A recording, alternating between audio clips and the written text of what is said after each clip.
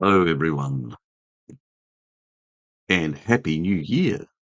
And we've got one person in. YouTube user, how are you? Happy New Year to you. Deborah, and a very Happy New Year to you, Harry. I appreciate all you do for the Carnivore community. Thank you, Deborah, and Happy New Year to you and your family. Sorry, I've got a bit of a croaky voice. Maybe I picked up one of those, yes, awful viruses that are lurking around. I was fine yesterday. I just woke up today. But I did go through, who knows? I've been a bit on the stress side recently. Everything's sort of trying to get back into my place. I have. It was like one extra day delayed. So, so it was sort of all eventually came together. But I got in, which was the key thing. You like Pat? Yeah, sounds like a frog. Yeah, probably. Ribic? Ribic? Mango? Hello? Happy New Year? And Ryan. Hi, how are you? Yes, there's always all sorts of things going around this time of year. It's the most sociable time. Ah, true, exactly. And I have been, and I usually am a social butterfly, so yes, it makes sense.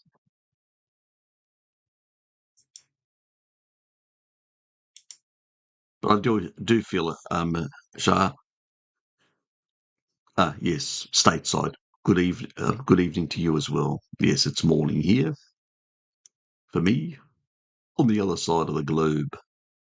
Kate, 17 here. Please press the like button for Harry. Yes, do that.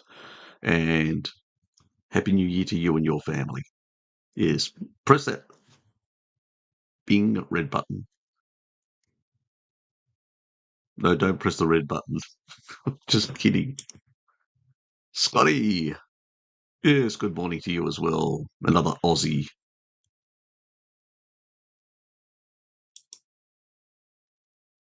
Yes, morning. True, true. In our side of the on our side of the world. Yeah. I actually got up late today. I dragged myself out about 9 o'clock. So an hour and a half before everything started. I did go late to bed, which probably wasn't the best thing to do on a day when I'm actually live streaming to go late to bed. Yes, that's the problem when you're on holidays and you've taken a few days off and all that. You sort of get into these bad habits. And me being a night owl, you can understand how bad I can get sometimes. It's 2 o'clock. Oh, I should be in bed. Yes, I should be. Jenny, yes, Happy New Year. Harry, so good to have you back. Yeah, likewise. Yeah, I'm happy to be back in my place as well. So I've been living elsewhere. But anyway, Dad enjoyed my company. But eventually, luckily, the builders were able to get in, get out, do the job, sort it out, and fix my new bathroom, which is much nicer than what the old one used to be. Much classier. Yes. And I also, because the insurance company, a bit whether they were going to pay for a bathtub or was going to be a shower. No, they've actually put a proper bath back in. It's got even a non-slip area and side sort of elevation, so you can actually have your hand and a backrest, everything. It's actually quite a nice bath. I've enjoyed sort of just relaxing, and I've had the last 3 days, I've actually just sat in the bath and just enjoyed myself. So it's been very enjoyable. So I just need to get some Epsom salts, and I didn't go to Salamanca the previous week, and I actually forgot this week. to pick up. There's these. It's a mineral type of supplement that this lady, who's a friend of the lady that I walk with, and you put it in the actual water, and it really just it actually has like a hormetic effect. You really feel nice after that, after a couple of days. So I forget what it's called, but yes, I have to do a bit of that as well. Enjoy myself.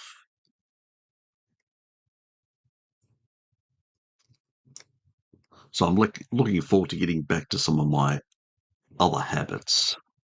Yes, thank you, Jenny. Ian, yes, greetings from the UK. God, it must be late where you are, mate. Bloody hell. But yes, greetings as well from Hobart. You're welcome. Isidoro, hello. Bullet, Wisconsin. Yes, nice place, I hear. Sunny. Evening from North Carolina, USA, on the east side uh, of the US. Yes.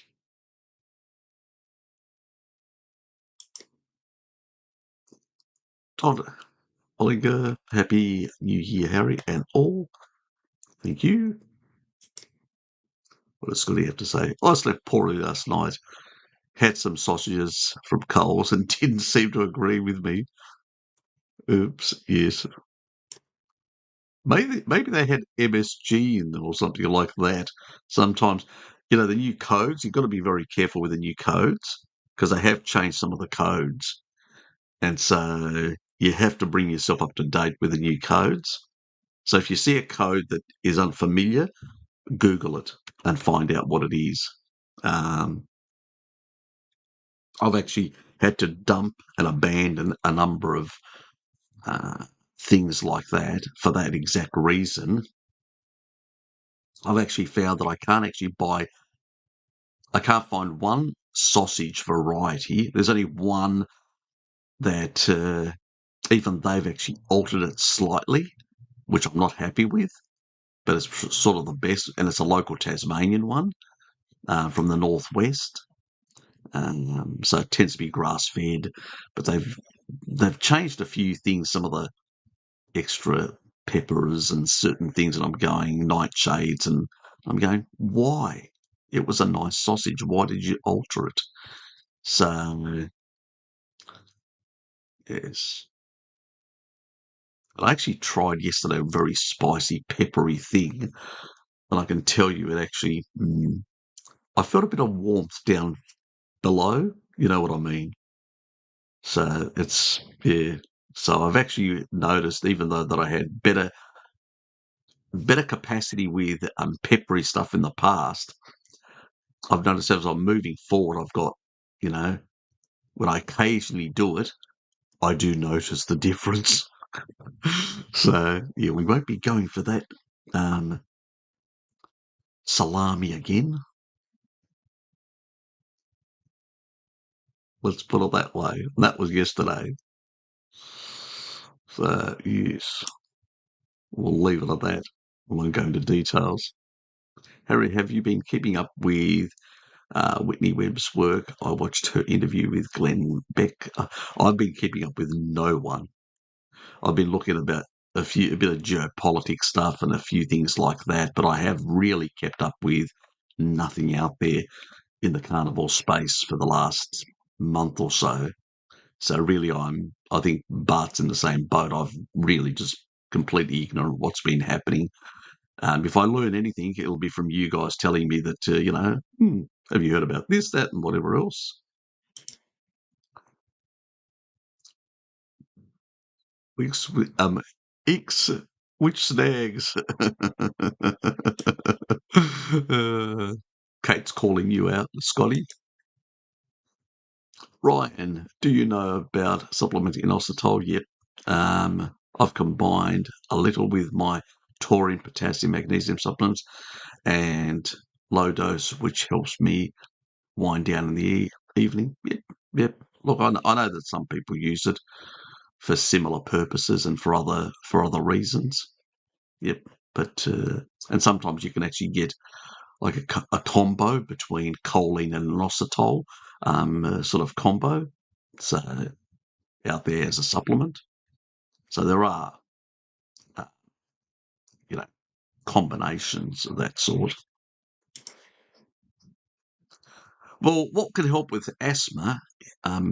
ITX, and it's good to see everybody's using the Q letter. Yes, Q asks the question.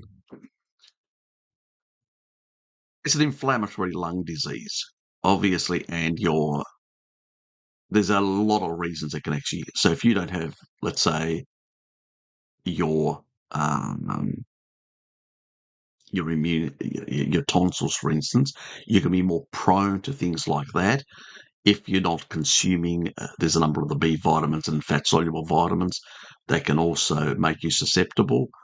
Um, so sometimes I find that the biggest thing with Irish people, because they'll eat like the muscle meat, they'll get the carotenoids from the actual fat of, but they've got very poor conversion, so they can't convert enough the carotenoids into retinol, and tend to be, even while they're on a carnivore diet. I don't know whether you've got because generally speaking, on a carnivore diet, if you've got good conversion, you should have enough um, vitamin A.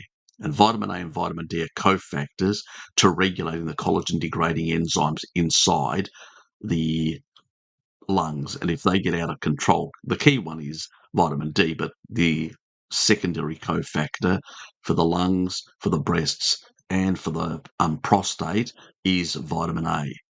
So cell proliferation in those, and also the matrix metalloproteinases, which is the collagen degrading enzymes, things that turn over the collagen structures within the different tissues, and are critical that you have enough. So I've actually found a number of carnivores who don't eat organ meats, and so they would require like cod liver and stuff like that. Rosita is probably the best brand. All basically eating, um, you know, you can actually buy in some outlets actual livers, little cod livers. We're not talking about excess here, because we don't. I'm always worried about excess copper, especially if somebody doesn't have a good gallbladder, if it's not functioning properly, to excrete the excess, those excess minerals. So that's always a concern of mine. So keep that in mind. But I would say that, for most carnivores, they should be getting all the nutrition that they require to basically deal with asthma. Um, I find it very rare that if you're not deficient, that this would be a problem. There are very rare circumstances, but usually it becomes very mild in those people, extremely mild. Because obviously we've got still what is called like the Pottager's cat. After a number of generations, certain genes get turned on, and it takes like 3 generations to turn them off again. Because we've just deranged ourselves over multiple generations. Uh, but generally speaking, uh, if you've got your nutrition fine, I've noticed a lot of people with respiratory issues and a carnivore go away completely. Unless your environment, you've got allergens in your environment like mold and many other things like that. I don't know what your home environment is. And then, if that is a potential risk as well. So you may have to investigate that part as well. If you're doing everything else right and you don't have an Irish background. Okay, human gastric pH is acidic when fasting, but I found a study showing that after eating, it tends to be quite alkaline. Do you think it depends on bad diet or of the non-carnivore people? Yes, you pretty much answered your question. If you actually consume a lot of fiber, your pH can be as high as 3.5, so which is not normal. It's the sort of level which even, you know, like chimps would have or stuff like that. And that's normal if you're actually consuming a lot of fibre and fermenting and you've got a cecum, but we don't have a cecum, we've got an appendix. So generally, if you're eating animal foods, the stomach will, as long as it's healthy, it's not damaged and all that. And then if there is lesions and damage and it's not operating properly, then we can use taurine and we can use BPC 157 to heal the lesions and the ulcers inside the actual stomach and get it to work properly, and then have a proper pH. And once it has a proper pH, the sphincter above will seal and everything will work properly, even though you haven't asked me that as a question. But yeah, the actual pH is to some extent depend on what you're putting down your mouth. And that's another reason why people say take certain probiotic supplements on an empty stomach, because you're going to have less acidity in the stomach, because the proton pumps are only going to be activated if they are sensing a whole lot of food coming in. You're not constantly pumping out, you know, sort of acid from your proton pumps. It really is in the presence of food and food sensing.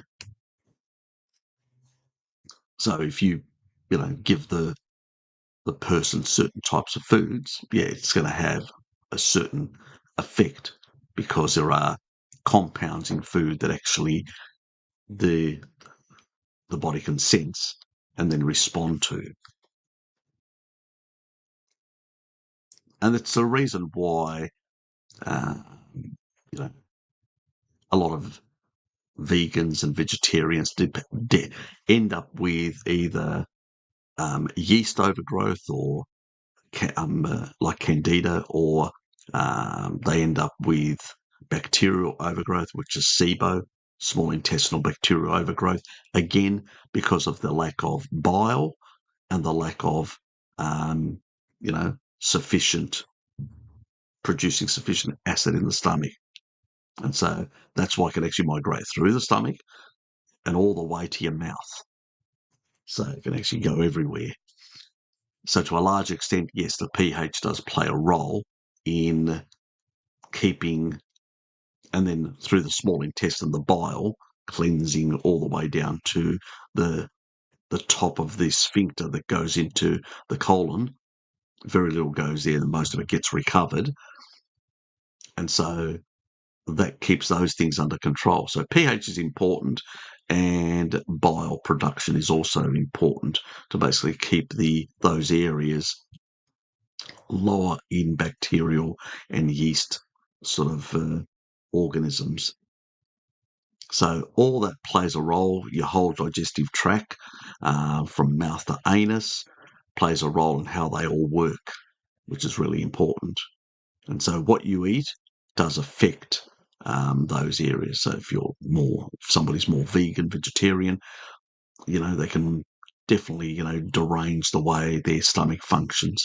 It's probably why they belch and why they burp and they fart more than anyone else, because they're having contraindicated foods. They don't have a cecum to deal with it, and they cause themselves all sorts of issues.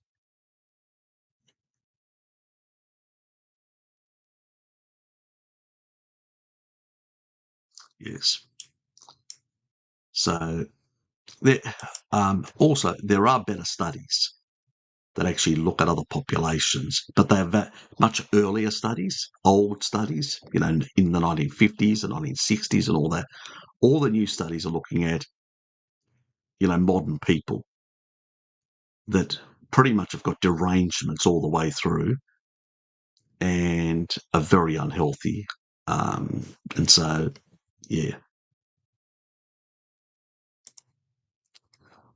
George, how are you, mate? Well, how are you? Good to hear from you and see you.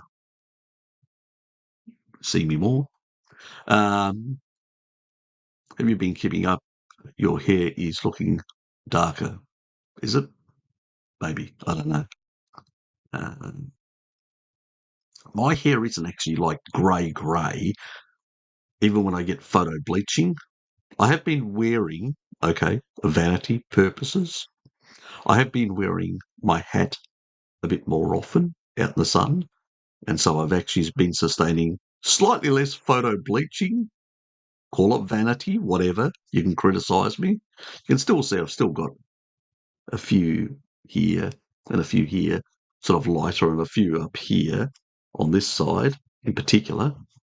So I'm not even entirely, but yeah, some of my hair has gone a bit darker recently. But that's probably because I've been not avoiding the sun on my skin, but on my head. Um, but sometimes I forget my hat and don't wear it. Sometimes I do. So yes, slightly. But we won't talk about it. It's a sensitive subject. Genetics. Damn. From my mother's side primarily. But there is one upside, George. My sisters went light in their 30s way earlier than me. So I still have the upper hand on that one, on the vanity side against my sisters. Scotty, my wife was complaining about the sausages made um, me exceptionally hungry afterwards. Just bog standard Coles beef sausages. Yeah, look, I'm just finding that a lot of the stuff that actually now is in a lot of the supermarkets is I'm finding the when you look at the label, it's getting longer. That's telling me something that they're actually putting more stuff that shouldn't be there. So I now actually go to a butcher and get my sausages. So there's one in North Hobart and there's one down in West Hobart that I actually now purchase my sausages.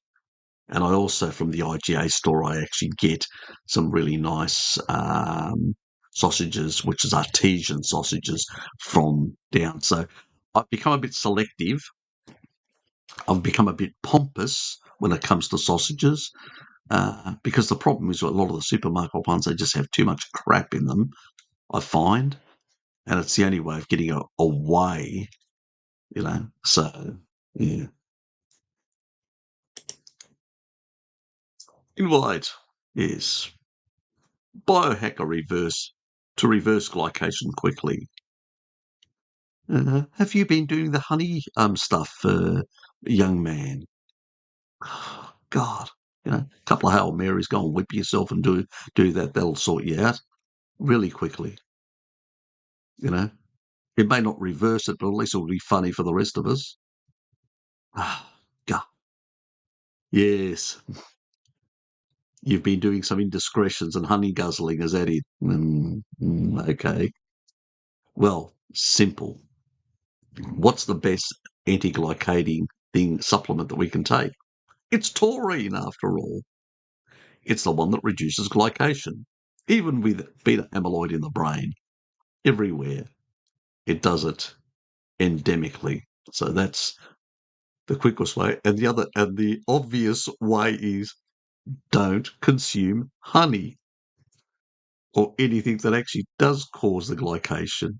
So yeah, look, I mean, even taurine isn't magical. You know, if you're guzzling down 200 or 300 grams of, doesn't matter how much taurine you take, you're still going to get some level of glycation. At the end of the day, glycation is a consequence of what you put in your mouth. Simple as that. But obviously, if you stop it and you want to reduce the level of glycation and the level of damage and misfold, and because it actually then becomes to remove that, taurine does it, but also refolds the protein. So the protein structure it's brought back to what it should be, which means it brings back the functionality of that protein, which is critical because function to a protein means that it can do work within the body in a specific way. So very, very important that we reduce glycation for good biological functions within our body, which are critical, especially in old age, like people like this guy or yourself. I would love your thoughts on Dave Feldman's study. I haven't looked at his recent stuff, so I couldn't actually comment, but I suspect it's going to be the same sort of nonsense that he's talked about in the past. I think he's really lost his way in the weeds, on ApoB, on LDLC, it's just like a lot of them. I don't know what the hell's like Peter Attia. He's gone off the reservation as well. Another one that's just gone into la la land. We quite clearly understood in the past that oxidized LDL is the only problem, nothing else. And there is a number of genetic pathways that determine what type of lipids are circulating at any one time. A person like me tends to have a lower LDL-C and total cholesterol, but that's because of my ApoE. I have more circulating chylomicrons and less VLDL in a low carbohydrate state. Other people have an ApoE of 4, 4.2, 4.3, will have less circulating. They'll have more receptor sites on the liver to take up chylomicron remnants much faster out of the system, which means that if the depot is your liver and it's taken all the chylomicrons in, it's going to actually send out a whole lot of VLDL, IDL, and LDL trucks. There you go. And when these shrink, they all become LDL. So obviously, if that's your energy circulation, that's what's going to end up higher in your system because you're not running on sugar, you're running on fat. Logical. But if you've got an ApoE of 3.3 or 2.2, something that I have, I'm going to have less circulating VLDL because there's less receptor sites at the depot, less of those chylomicron trucks that have come from the enteric system, the gut lining on the other side that have taken the stuff, cargo move around, they're going to stay in circulation for longer. Simple as that, which means that those trucks are going to be simply, doing the job of providing energy for the system. So I need less VLDL. I need less trucks coming out delivering fat, which is fantastic. So where is the confusion, is it what I say? And the problem is Dave doesn't understand the ApoE. He views it from a pathological view that if you've got a 4-4, you're going to be, No, the problem is that somebody who's got the more tribal, because if you go to tribal societies, and this is the reason why tribal people have higher levels of ApoE 4-4, and the problem is there that if you're on a mixed diet and taking in a whole lot of carbs and a whole lot of fat at the same time, you're going to create a lot of liver fat and a lot of derangements in your system. But if you don't take up because of the ApoE, you don't take up the fat, you can tolerate longer and be able to process in the liver sugar without deranging the liver by having excess fat and sugar at the same time and not being able to cope because it's just too much work to be done. And the liver can only do so much. So it ends up becoming fibrotic, fatter, and stuff like that with fat droplets that it can't process to send out as VLDL or store as glycogen, send out as glucose. It's the derangement that happens on a person that's got an ApoE of 4-4, and also because it can't manage these things, you end up with more glycation in the brain, diabetes 3 much faster, and all these other derangements. Because you've got the old genes, and this is why tribal people get so sick when they get on a standard diet. because they don't have the ability to manage these fuels, because normally in their diet they wouldn't have existed. They would have been only on animal fats and very seasonally, where they had exposure to very small amount of sugar. But in a sort of a Western, or as as Price would have said, the foods of civilization. When you're in consuming foods of civilization, your genetics may be less suitable. Where people with my sort of genes, yes, will get sick, but it takes longer to get sick on high sugar, high fat combination, you know. And also it's the reason why we actually have, the lower LDLC. It's just, I've done a video, it's in my playlists that I did with Pim Johnson. It was one of the videos that I did with her, and I cover the ApoE really quite clearly, and also aspects of the Randall cycle. And if people haven't seen it, I'll have to repost it in my community page. People can go and look at it and actually get an understanding, and they'll realise why Dave is barking up the wrong tree again. He just can't get and he's got this strange idea about hyper responders as well. Well, that can happen due to these genes, or can happen when you're very extremely lean and your body's just producing as much fat as it can from any substrates that are coming in. Even protein can convert it to glucose and convert that to fat as well, the excess glucose from the protein, to basically provide, and that means it'll start trafficking out more VLDL as well. Again, you will see it in these type of people, but you won't see it, you'll see some increase even in people like me with my genes, but it won't be to the level that somebody with an ApoE of 4 has. That's the sort of difference between one and the other, So people need to understand there are genetic differences that cause these amplifications to the level of your, circulating numbers. I wish they did a complete panel where they showed, they calculated the not only the VLDL, LDL, IDL, LDL, but they also all the chylomicrons, everything. You would end up with, this is the flesh of the body. This is the amount of energy that's required, and it would all compute.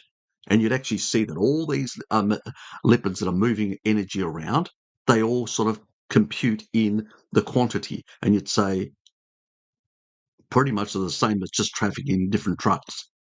And it'll be clear as day if they were to do those. But the lipid panels are always focused on what's coming out of the liver. And so obviously people are just missing a whole lot of other things nuanced. And that's the reason behind it. So just crazy it is. I better get to these super chats. Thank you, Tired Looking, for a name. Okay. Do you want a nickname? I'm really good at those things. Probably annoy some people, but I am good, especially my sisters. I had great nicknames for them, but I'll be nice. I won't say anything. Started following you after you did a video with Dr. Baker. Happy New Year. Happy New Year to you as well. And thanks for your support. Appreciate it. Thanks, Ryan. You've been a long-time supporter, and thank you for your support as well. I know this channel is not about revenue. Yes, it isn't. But we appreciate you, Harry, and thanks for letting us gift still. I personally decided to trust you years ago, as I as do I Bart Kay, Chafee, Baker, and Berry, to name a few. Yeah, true. Look, all these guys are looking at the research, looking at the knowledge. I would say out of all of them, probably Bart is probably and Chafee's not too far away, and in some of the actual science, like where Chafee's probably looked at a lot of the um, compounds in plants that are really nasty, which is really good for our community because he's provided that information. Some of the ancestral stuff.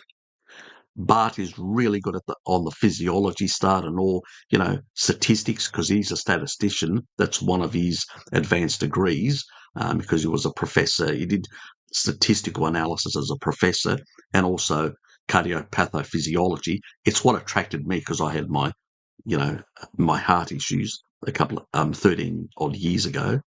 And so these people are really good. And for medical doctors, Baker and Berry are really good as well because they also understand the pharmacology.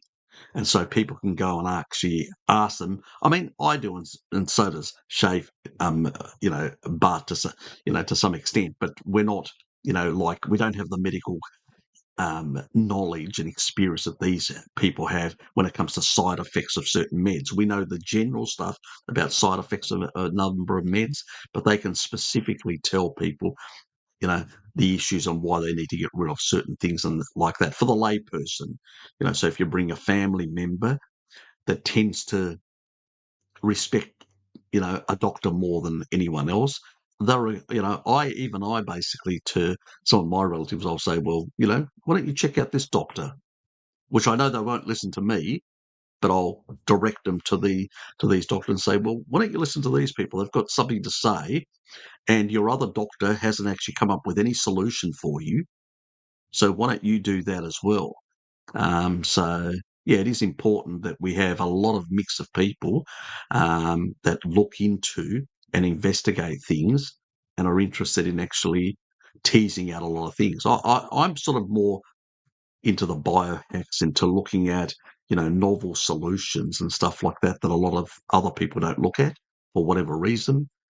Which is fine, everybody's got their little niche area that they investigate. Mine is out of a curiosity of physiology and biochemistry. So it's and I do have a number of people that come around and ask me things and all that. So it's a lady from she's studying physiology and biochemistry at university, and she tends to basically have conversations with me. So actually, even one of her academics actually follows this channel, which is nice to see. But anyway, thank you both. Appreciate the support. A couple of extra coffees for Harry out there. Harry, why is your face so red? Because I'm out in the sun. That's why. It also has to do, I think, with the actual the lighting in here at the moment. So it's just because I use the actual circadian lights and stuff like that and whatever. It's probably that than anything else. So, but it probably also is that I get out in the sun, but I don't get burnt, you know. So I just get pinky.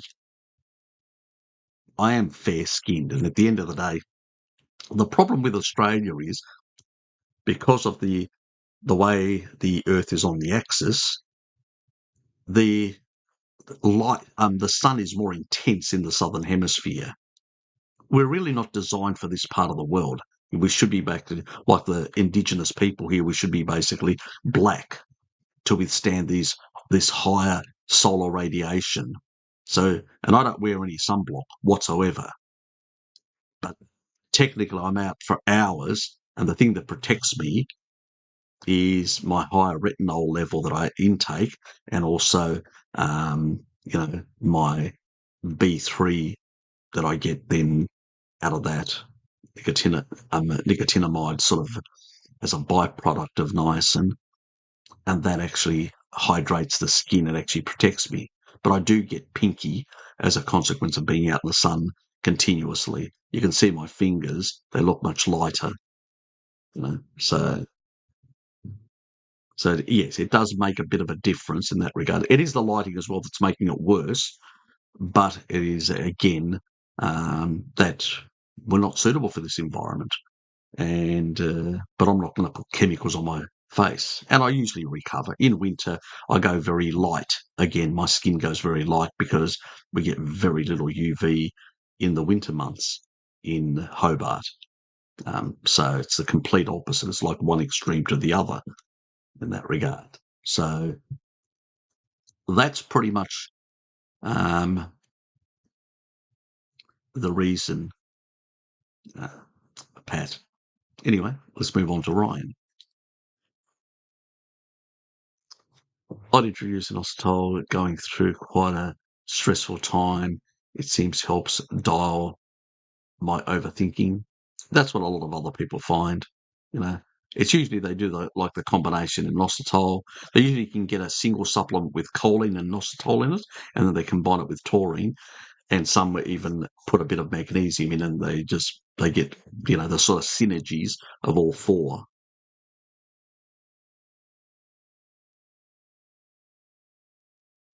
Yeah, and that's the thing. You can actually slip. Look, we all did. Um, I sort of had on Christmas Day. I had two figs from a fig tree that Dad has, and I also had some cherries. So yes, I fell off the. I didn't have any alcohol. That's one thing I didn't have. So I stayed away because I'd already done those indiscretions earlier, a couple of days earlier with some of the guys at work. Yeah, so I sort of gave it a rest completely on that day. It actually ended up being a nicer day that way, you know. So I didn't miss alcohol at all on the day, but I did have a bit of fruit, yes, which I haven't had for a very, very long time. It's probably the last time I had actually any cherries or figs from Dad's fig tree was about the previous Christmas, so it was a year later. He puts it out, and he sort of wants me to consume it because it's from his tree, and yeah,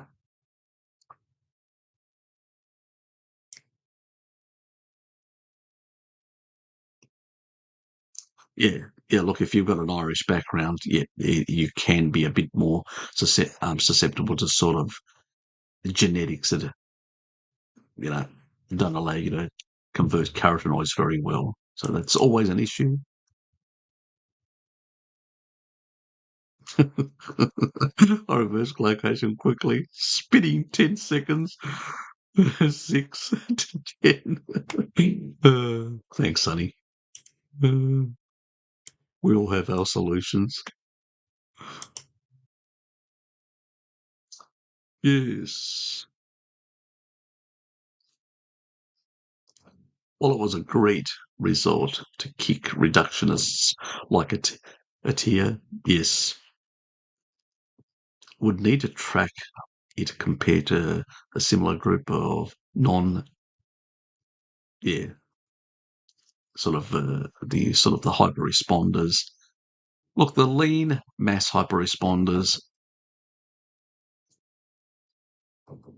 there is that bell curve in everything, which is a sort of a natural distribution, which you'll get some people that will be over here and some people in the general public and some people over here, the majority in the middle. So, you know,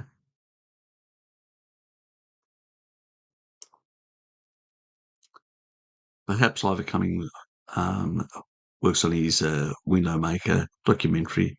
Widowmaker documentaries might be capable. Yeah, maybe. Maybe. You never know. Natural alternatives to statins stabilize soft plaque. Well, sort of mini, then the niacin would actually be one of the best alternatives to statins. So B3, and the best sources in the food supply are things like tuna, pork, those sort of things, as the alternatives to getting the sort of both B3s and B1s for energy production, and both have a bit of an effect in dealing with some of that sort of stuff. Now, soft plaque, is a different question as well. If you're on a carnivore diet and you've actually got a lot of soft plaque, what will happen is if you take enough vitamin D, and we're talking about no more than 5,000 IUs, and you vitamin K as well, but I'd give vitamin K a bit of a go to a really low dose, not the high dose, and and it will calcify. So some people go on a carnivore diet and they see their CAC go up. They go, what happened? I've actually done a video on it. Well, what actually happened is the body's actually calcifying to stabilize the soft plaque.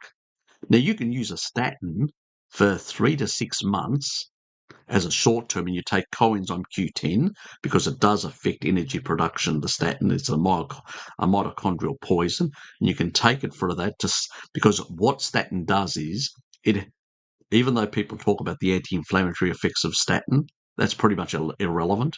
You can get the similar stuff by just taking aspirin. That's nonsense, and aspirin's a better COX inhibitor anyway. So that's just basically bullshit. But statin, what it does is it calcifies.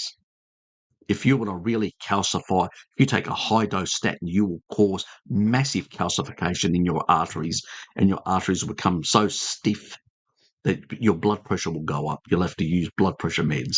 Well, that's why you can actually sell them blood pressure meds to people that are on statins because they get high calcification. But for short term, because if you come off a SAD diet and you've got a lot of soft plaque and you've identified it with ultrasound and then you want to stabilize it, then the quickest way to do it is a statin for 3 to 6 months, then get off it and take coenzyme Q10, like they recommend in Japan, because there are more enlightened people. And so to not affect your redox potential, which is in the electron chain, that actually just passes on electrons from one complex to another. Well, coenzyme Q10 plays a role in allowing that to happen between the complexes. And if you want to be able to have the pumps to be able to work well, to pull up, to actually run around to get enough proton gradients so the ATPase, which is complex 5, that little nanomotor can rotate at very high RPM, producing enough ATP to run the body and heal the body, because it's not just running the body. You need extra making sure the higher level. That's why younger people that have got better mitochondrial health and actually produce more ATP can heal themselves faster. So we don't only need energy for survival, we need energy for repair as well, especially when we get older. So statins can actually have a negative effect on that. That's why it affects libido. That's why it makes you tired and a lot of other things. So it's not a really good solution. But if you want to stabilize soft plaque, it's the easiest way to do it very fast. And you do it for a few months, then get rid of them completely. And then you start using, K2 to slowly, on a non-inflammatory diet. You have to be non-inflammatory, eat the right way, and then slowly but surely you'll clear that out. And like myself, use taurine as well to reduce a lot of the damage and the fibrosis in the heart, which is what I did. I got rid of all my fibrosis, and I also cleared out a lot of the damage as a consequence out of my vasculature. And that's why my blood pressure has come down in compared to the past, which was much higher. So all these things do work. They take time. They won't happen magically immediately. It took me nearly a decade to turn over every single cell in my body and actually fix a whole lot of damage that I'd done. And I'm not there 100%. I believe that I'm not there 100%. I may be closer. I may be deluding myself, but anyway, thinking that there's still things to be done, because compared to many others in my age bracket, I'm not doing too bad. And you don't see a lot of wrinkles. See, compared to many others in my age bracket, I'm 57, you see a lot of wrinkles around the eyes and stuff like that. So I've looked at some of my older videos. It seems like I'm reducing my wrinkles compared to the past. So even though I go out more in the sun, and so people usually you say, "Oh, I go out in the sun quite a lot," and I get more wrinkles. Bullshit. You're just not eating right, so, and you're not doing things like taurine that I do and many other things, and niacin to help I still do it a bit, but more for my skin rather than my heart nowadays. So things like that. But yeah, but that's the quickest way of actually stabilizing your vascular tree from soft plaquing, and then reversing that with a clean diet and vitamin K2. If you're getting enough vitamin K2 from things like brie and Gouda and many other dairy type foods, then you may not need even to supplement vitamin K2. But if you're not, because you can't tolerate dairy products, then a low dose between 100 to 200 micrograms of vitamin K to MK4, which is the animal form, will help clear that stuff out once it's been calcified and stabilized. Just think of it like a cut on the skin. You get a cut on the skin, and you get the body will heal it. Calcium goes into there, you know. LP little a, that magical hero, and any species that can't produce vitamin C to fix those collagen structures where there's an injury, guess what it uses? Uric acid for antioxidant and LP-A to stitch it. So LP-A isn't the enemy. LP-A means that you've actually caused yourself some damage of some sort. Even when you get injured, you'll actually have an increase in LP-A. So it's not pathogenic. It's just basically a response to healing. That's all. So their crackpots are also doing reductionist nonsense thinking. But it'll go in, it'll actually heal it, stitch it all up, and and then eventually the scab will come off. The same thing in the vascular tree. The body enzymes will come up and eat it up and just take it all away, clear it up. Once the back part is actually healed and there's no damage to the endothelial lining, the blood vessel anymore.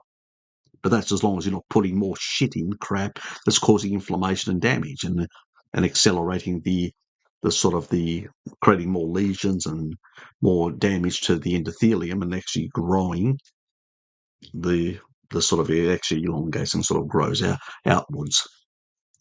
Anyway,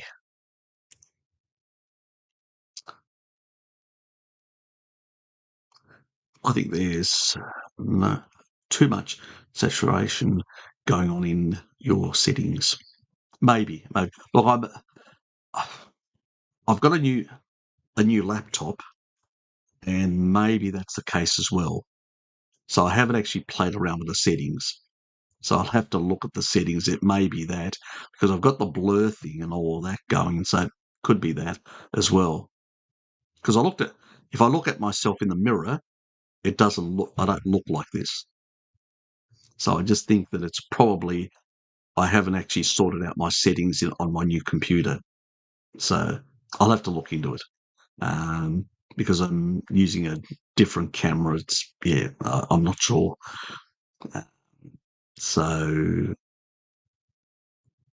look, at the end of the day, I hope you guys don't come here for that message. You're coming here for the information, for the science. But I will look into it if it's not actually coming across properly. I'll try and actually sort out the settings a bit. Anyway, you cheated. Well, I think I've covered that. Not sweets. I'm more of a savoury person. I don't like sweets. I find sweets really, ugh. Uh, you know, if I was, I'd probably have, let's say, a meat pie, which is, it's got.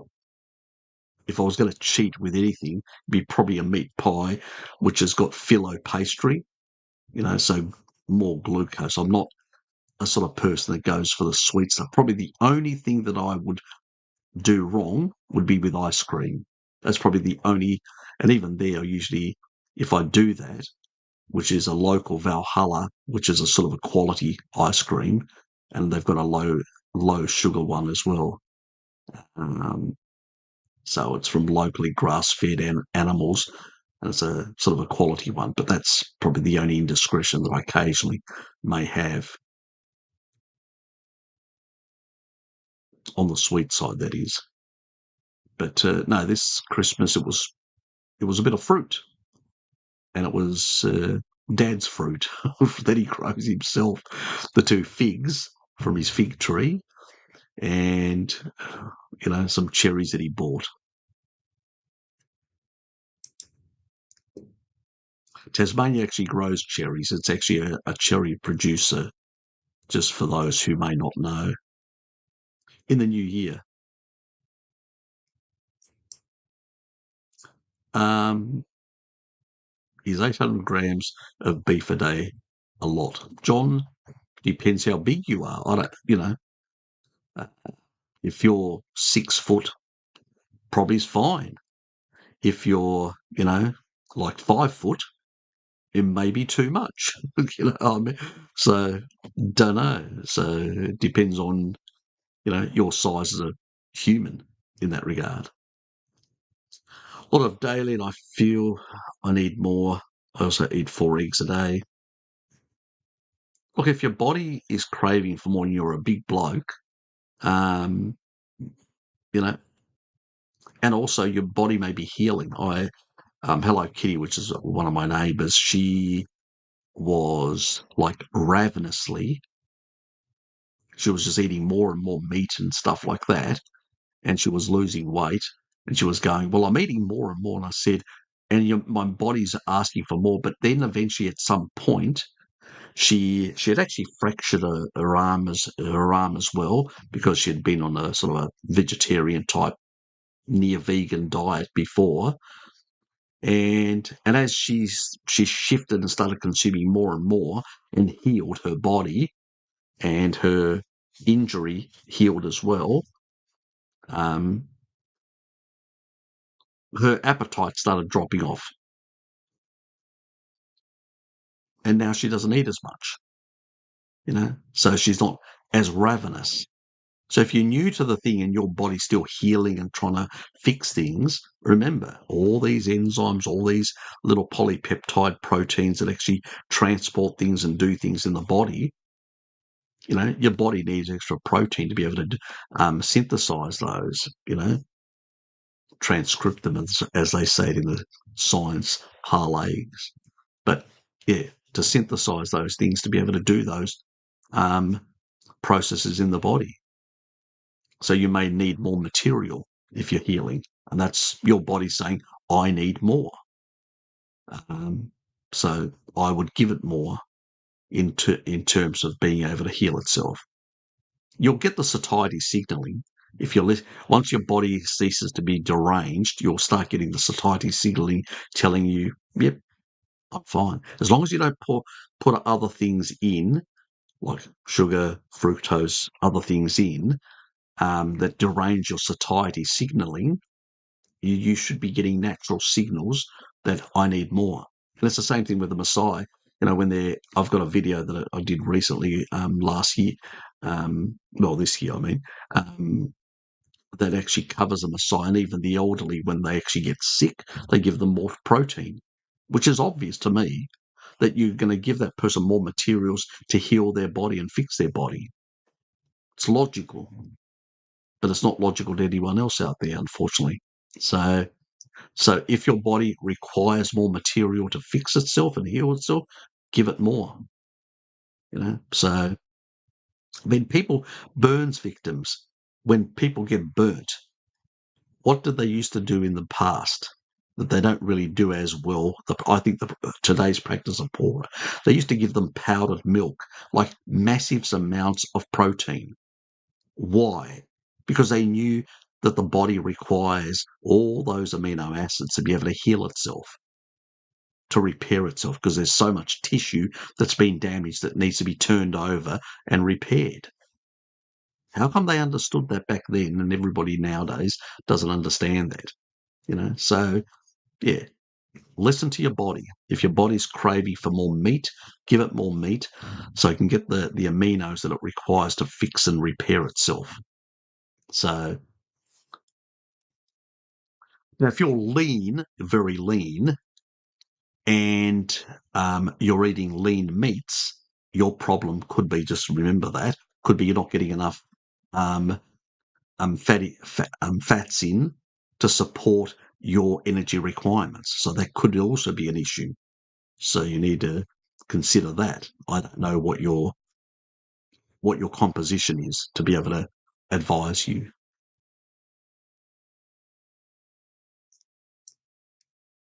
I can just tell you things that maybe or maybe not.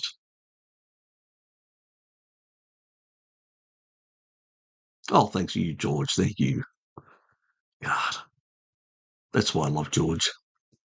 The compliments always are nice for an old, vain older gentleman like myself. ITX. Question: is 100 ppm deuterium water safe long term for cancer patients? Yep, it's fine. How would you recommend DDW for cancer? See, the thing with Laszlo and many others out there that promote. Thanks, Scotty, for putting up the Maasai video um, and the taurine one as well. Thank you. Now, the thing that people need to understand is that Laszlo doesn't understand taurine. And because he doesn't understand the role of taurine in the body, he's missing an important element. And so what they usually do is they say, because you can get what is called deuterium depletion non-responsiveness. So what they mean is that you should never go very low on deuterium depleted water is because you may not respond very well. See, they can lower the deuterium levels with deuterium depleted water. They usually go for sometime at 85 ppm, or you buy like 25 ppm and then dilute it with regular water to get it to around the sort of 85, 83, 85, 87, 80, depending on what type of ppm it is, because it can be 18, it can be 20 or whatever. They usually tell people to basically take that. And I remind people that, um, that will actually lower the deuterium levels in the body, but it's not going to fix the mitochondria. And because they usually do a low carb diet, and they get more, and especially Laszlo does encourage people to eat a bit more protein and not fear protein and a bit more. He actually gets better results, but he doesn't realize why, but it takes longer. And sometimes he says, well, you've got to sometimes go to lower levels of deuterium depletion to try and actually get a result. But that's not what's really happening. And then eventually you don't get any result anymore. And it's just time of healing. What he's missing is that our mitochondria produce melatonin. And I'm not talking about the stuff in the pineal gland, which is the signaling molecule. Because remember, like insulin can have a signaling to the fat cells to tell the fat cells to become fatter, to store energy away, in terms of fat, as triglycerides inside the fat cells, to be able to be that massive energy to be able to be used to produce ATP at a later stage. It also can actually send signals to the muscles and the bones to produce stronger bones and stronger muscles, protein synthesis. So it can do multiple. The same thing with signaling of melatonin can actually have multiple signals and multiple effects in the body. But in the mitochondria, which is completely separate from this, the what's happening inside the cell or cell signaling or other things in the mitochondria themselves have got enzymes that can actually produce melatonin to heal the mitochondria and restore oxidative phosphorylation,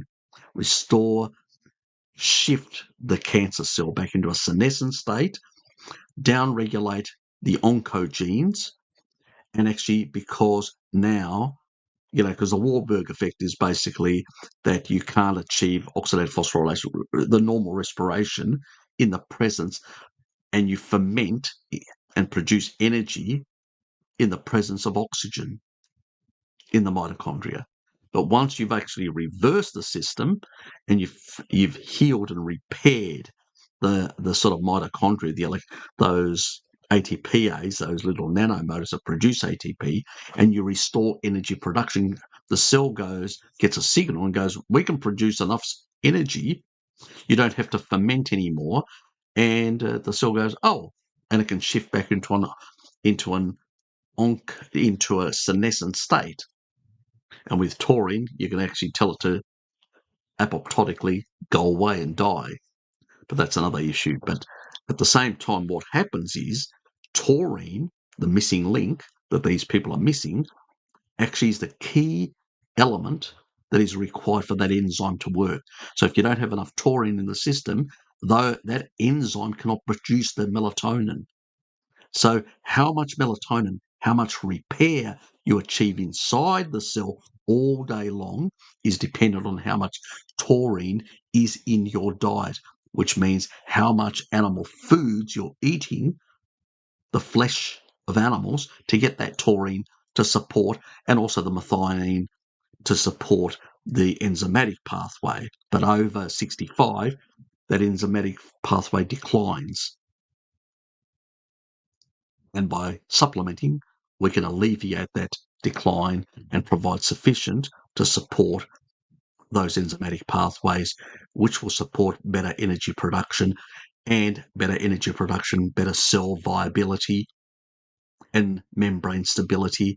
It all comes from that because it's all intertwined. You have to think away from the reductionism. Why are we seeing better membrane stability with taurine? It's not only the anti-glycating effects, but also the extra energy to be able to then allow all the other organelles to function and maintain the cell in a better situation. Again, we have to see it in a holistic way, that it's an interplay of all these things, support all these other components, and then cell viability is much better. It works much better. So that's, I think, what they're missing when they're looking at deuterium. But deuterium depleted water, as I've always said, you should be between 100 and 130 ppm, because you still need some level of deuterium, which the enzymes will cleave off the extra and actually push it back into the cytosol inside the cell. It's only in reverse Krebs cycle, which I have done in a video, that it can actually suck it back and use it as a growth factor in the Krebs cycle, pulling glutamate and all that, and producing more lactate and producing more of the precursors of that are required, for sort of the fermentation method that cancer uses. But when it's working properly, all that system, not an issue. Do you need to be on that level of ppm continuously? Not really. But you're definitely going to keep it wouldn't harm, because we haven't been ancestrally for most of our existence. Like somebody like a Maasai who's growing up and using dairy and primarily animal foods, in particular goats. That's what they cook. That's their main food. Not beef. It's goat meat. It's a bit like the pastorals in Greece, goats and dairy. And so probably explains why my great-grandfather lived to 107. But anyway, that's a side issue, side thing. So where was I? I lost my track. Oh, yeah. So we still need some of the collagen structures, because the stiffness of the collagen structures and the bones is determined by the amount of deuterium. So we want the deuterium to go into the bones in particular to create really strong bones in that, because remember, it's a collagen structure that mineralized collagen. So that scaffolding needs to be strong, okay, and have really good structure to it. So That's where we want the deuterium. And we want it in some other collagen structures to maintain. If you've got too much in your collagen structures, then you start getting stiffness in old age. That stiffness is coming from just too much. That's fine in a bird that needs in its wings to have a lot of rigidity and stiffness so it can actually fly through the air, and its wings aren't brittle in that regard. But we don't need that. That's just too much. We need it in the bones, but not too much everywhere. So it's really critical that we understand. That's why I'm not in favour of very low deuterium levels for a very long time, because you're going to break down your collagen structures. And even, not me, but even Laszlo and many of the others that practitioners of deuterium depleted protocols are well aware of this. That's why they encourage these higher levels, like between 85 to 105 ppm in their cancer protocol. So when they've got a cancer patient, they usually get them around 85. If they go into remission and things start sorting themselves out, then they'll shift them back to 105. Why? Because they understand the importance of maintaining some level in the system in order to support the collagen structures and bone health and stuff like that. So it's all a matter of being nuanced and understanding, too much or too little. It's the right amount that should be in a system that's important. We need to understand these things because and this is where people get into reductionism and they get into trouble because they become extremists, either massive amounts of vitamin D or retinol or very little. They go from one extreme to another and create other health issues and other side effects rather than saying, this is what the physiology requires. It requires a certain amount. Be with that, I mean, you don't want to go, as I said, with vitamin D and vitamin A, you don't want to go over 10,000 IUs. I usually say, no, for a long-term health, never go over 5,000 and stick within the 2,000 to 5,000 sort of range, which you'll get if you have a couple of eggs and some steaks and all that. You'll sit within that range quite comfortably. And if you get out in the sun a bit, and through the winter, you boost it up with 5,000 IUs just through the winter, and a bit as the spring comes in, a few of the months there, one or two, depending on which latitude again. Same thing with autumn, towards the end of autumn, again, depending on which latitude. If you're in a much south latitude, slightly less. If you're in further north or further south from the perspective of the southern hemisphere, then you may need to go a bit earlier. So where exactly? And that's why I usually say check your UV levels of your different region. Usually the authorities, like the Bureau of Meteorology, the BOM site, BOM, if you Google that in Australia, it'll actually tell you what the UV levels are. So you can actually see the UV levels through in your latitude through the year where they are. And from that's another reason why tells you a bit about why flat Earth is stupid. But anyway, getting back to the UV levels will vary between the latitudes. And so by looking at the latitudes, you can actually make that determination that, when you start taking vitamin D is going to be slightly different than somebody else, so to speak. Anyway, that's a long-winded answer.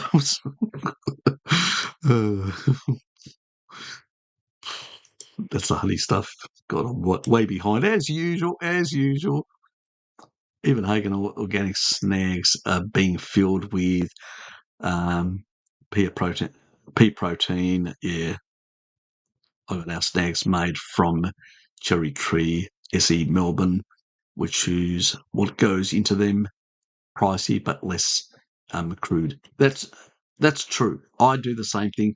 Like the butcher up in West Hobart, I can actually tell him exactly what I want. I can actually ask him to do maybe even make me like hamburgers and all that, custom to what I want, and he'll do them. So he'll just say, "Yep, not a problem, Harry. I'm picking them up this day. I pick up my burgers, I pick up my, my sausages that I want, snags as we call them, in Aussie land. Um, yeah, I do the same thing now, and I way better that way.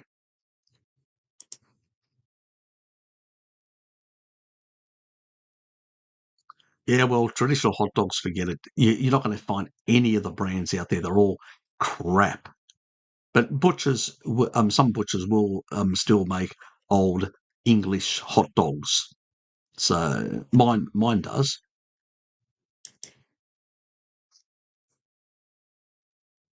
And you cover from years of antibiotics abuse, overuse. Look, there's a lot of people. I was in a similar boat.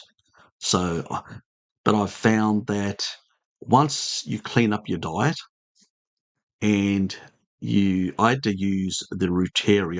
If you go into my gut, I've got a playlist which is called Digestive Issues, and there's another one with gut, and it covers a lot of the actual supplements that I took to restore. So I took um, Metaflor, which is a German thing, which is really suppresses a number of pathogenic bacteria and also protects you against things like um, dysentery and whatever else for tropical environments that I was going into.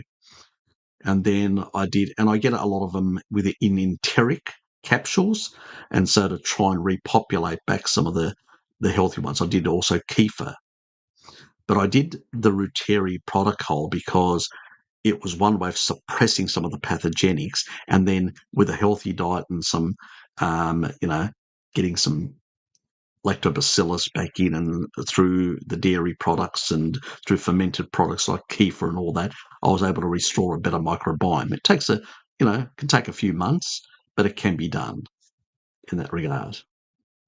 And now, if I want to suppress some nasties, I'd use like Diamos in that regard.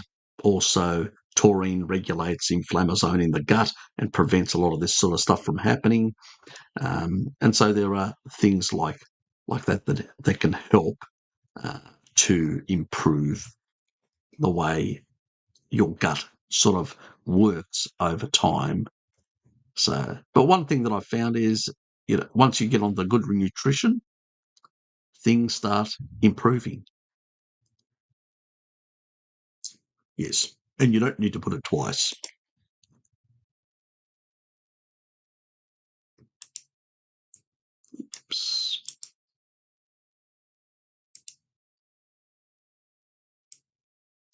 Having a conversation between themselves. Yes. Wish you all lots of informative Harry video streams for the new year. Yes, I agree. I second that. There will be some more interesting. I've been researching a few other areas and that I've found quite interesting. So there will be some interesting new videos that will be covering topics that I haven't covered before or other people haven't covered before, and a bit on the periphery, but still interesting to a lot of people.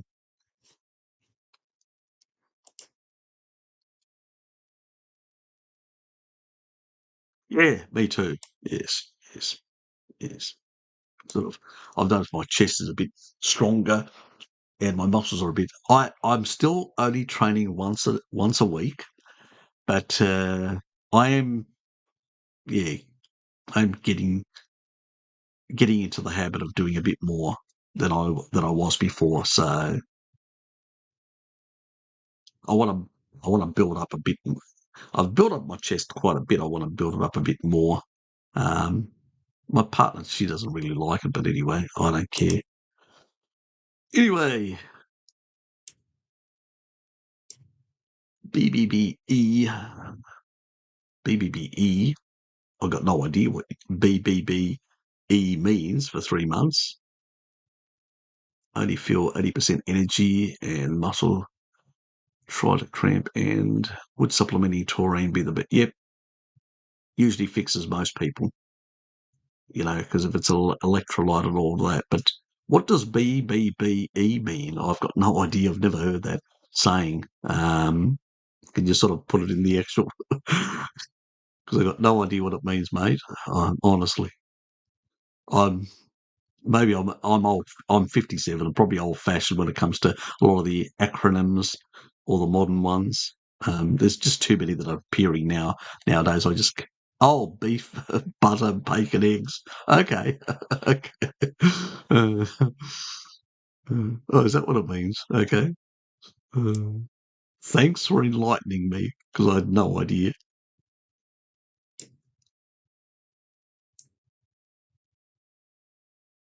Yes. All I would say is your stealthiness. That it would help.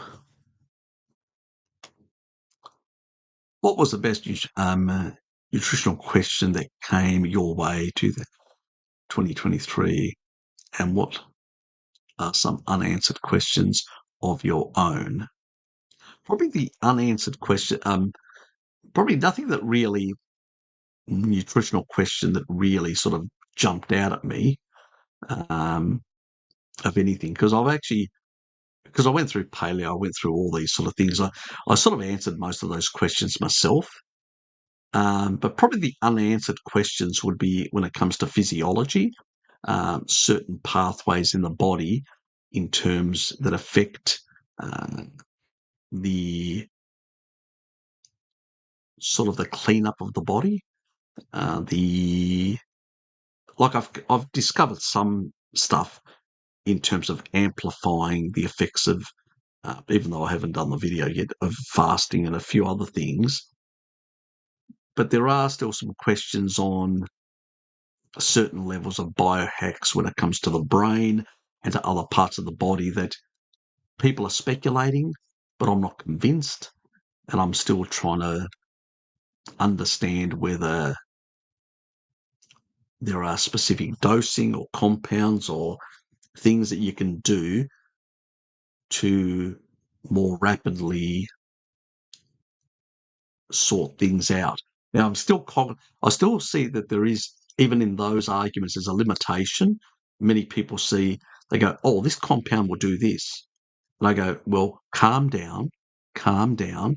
You're speculating now too much. But even if, let's say it does, what about the energy levels? You still need a certain level of ATP to do a level of work.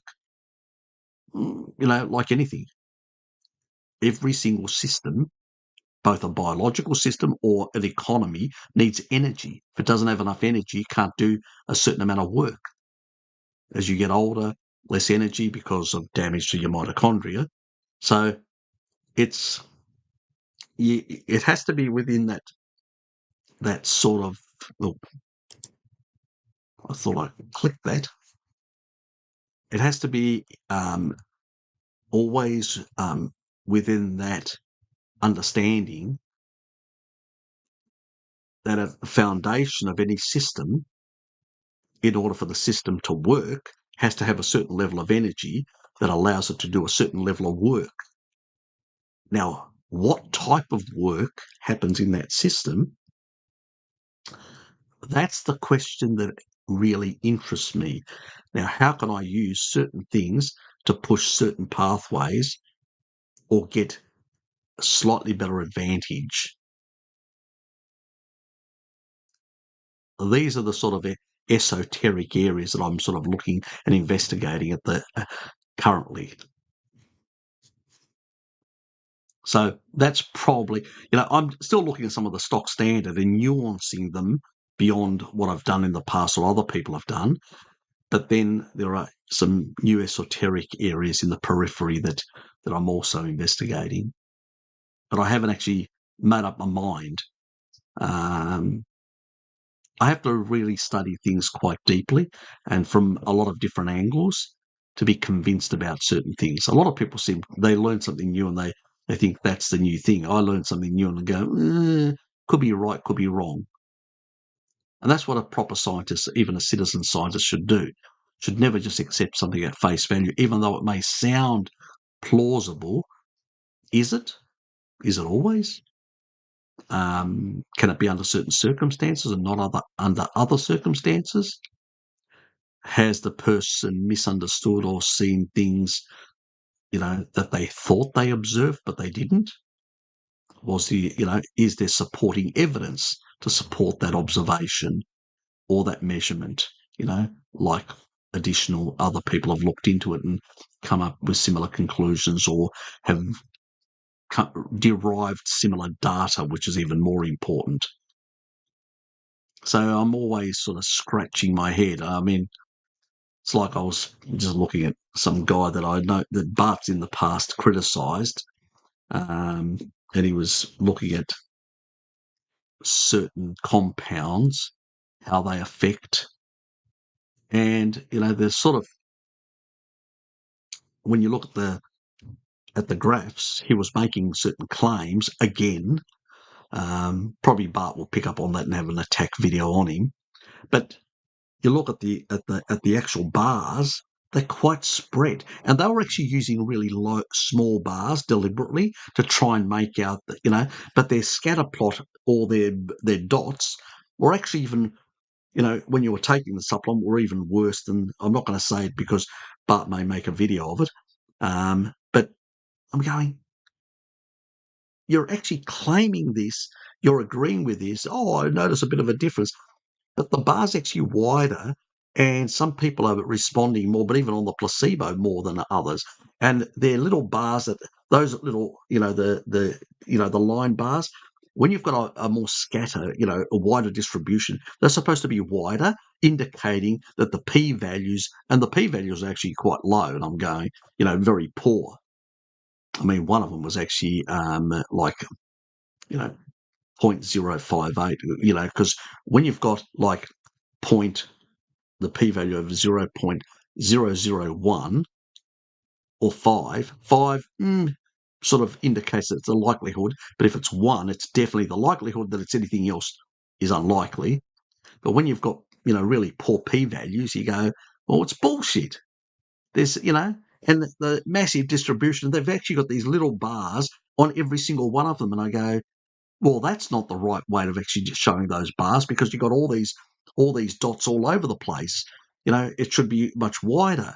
Why they're showing them like that is because that is poor statistical representation.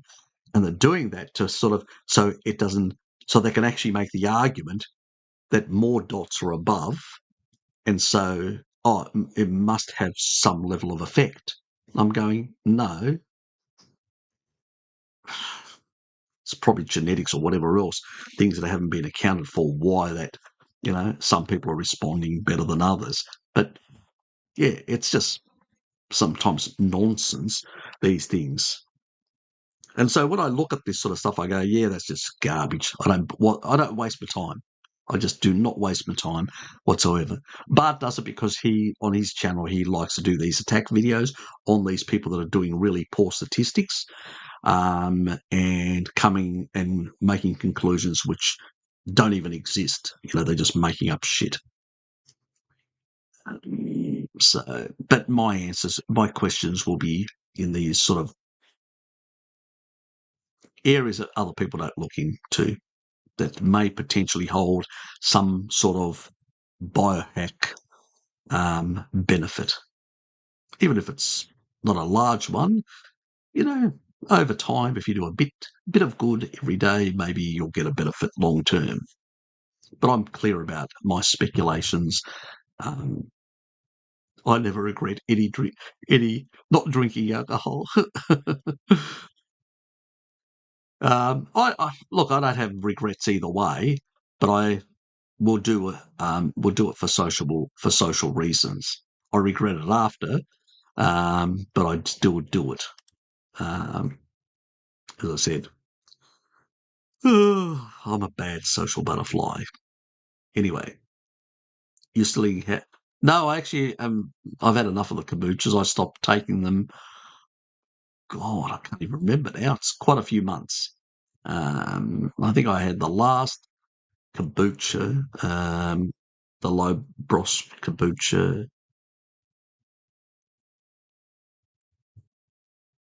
I can't even remember. It could have been August. It could have been even earlier, or could have been slightly later. It's been a while. Let's put it that way. So I've pretty much done the. It's me trying to get rid of all the most of the alcohol sugars out of my diet. Pretty much, that's what it's all about, Scotty. Because it's really easy to just consume these things continuously. So that's yeah the reason. Claps and stuff like that. Thank you, GP Private 812. My selection. Keep at it, soldier of the Carney community. Sonny, what should I watch out of being mostly German? Well, which part of Germany are you? North, south, west, east? There are a lot of variations, Sonny, in terms of how your body responds to a lot of things. But generally, I find with Germans, um, there are very few issues, except some that are close to um, the Baltic Sea. They seem to require a bit more seafood. So exactly why, there's probably some genetics I haven't really researched, but I have noticed that some of my other subscribers that are closer to the Baltic seem to do much better with a bit of more seafood.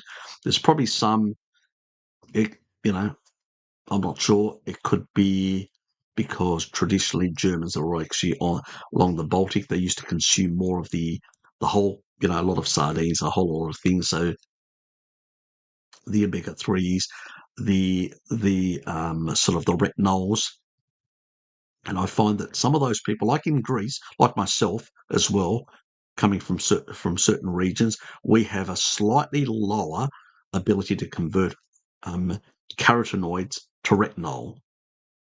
A lot of the like the Irish and some people in coastal areas like Iceland and other areas like that tend to have much higher levels of requirements um, in the diet of retinol because they just are not very good. But I find there's probably some along the coastal areas of northern Germany.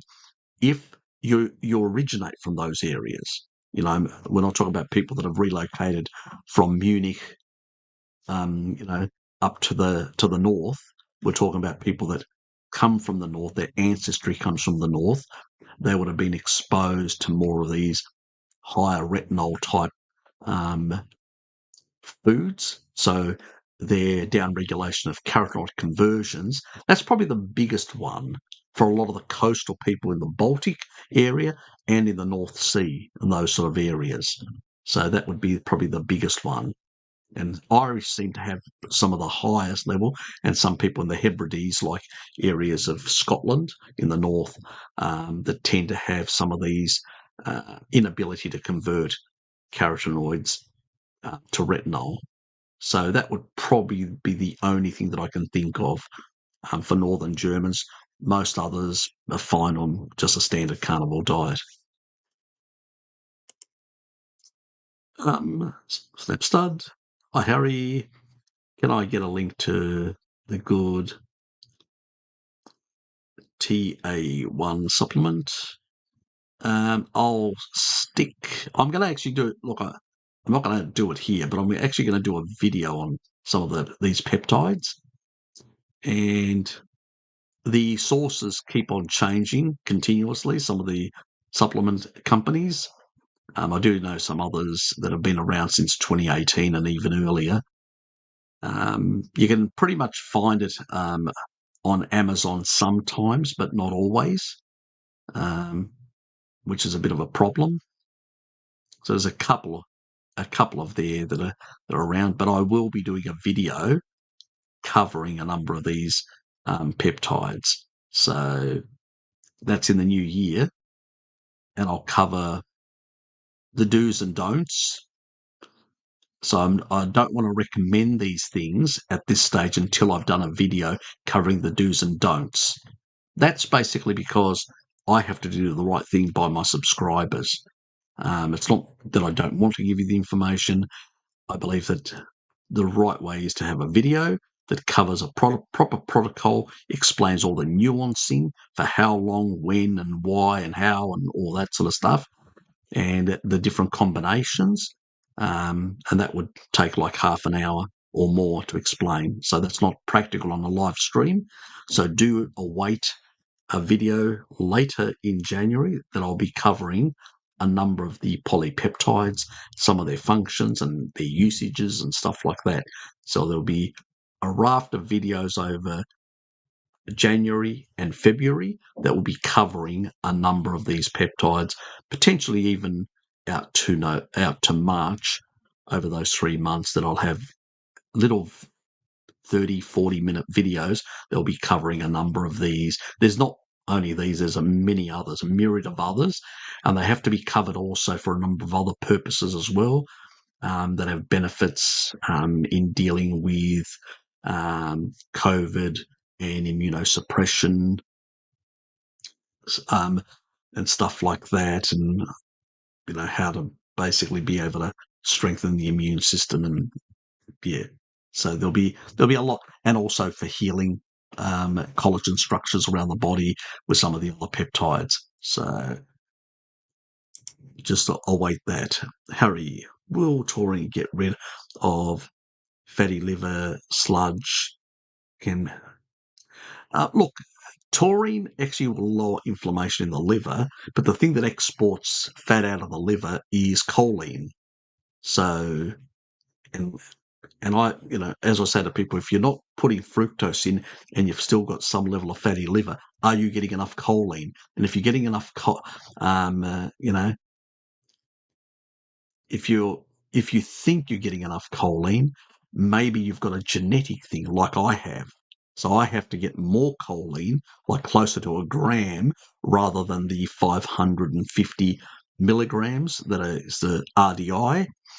I have to get a gram or more. And if I'm not getting it from the food, then I actually supplement a bit to basically, because in the past my relatives would have eaten more organ meats to get that, and I can't be bothered eating organ meats nearly every second day or whatever like they did. And I know they did because I lived on the west coast of Greece in the 70s and I saw them do it, you know. So they were getting a much higher level of choline coming in, and that's what got down-regulated in our genetics, and it's in mine as well. So, you know, so it is one of theirs. Yes, Nathan, choline, choline, choline, and then go and spank yourself a couple of times so to feel better or make me feel better. Uh, yes, they mean bile sludge. They mean bile sludge, and I have done videos covering that, Pat, on improving the gallbladder and stuff like that, in the digestive issues and stuff like that. And I've covered it in a lot of my live streams as well, multiple times. And taurine does help with bile sludge, but it's a combination of choline and taurine that improve the gallbladder function and sometimes you may need to take milk thistle to sort out that. And D-mannose is also another one that actually seems to help as well. And, calcium D-glutarate also seems to help when it comes to that. So there's a couple of compounds that can help.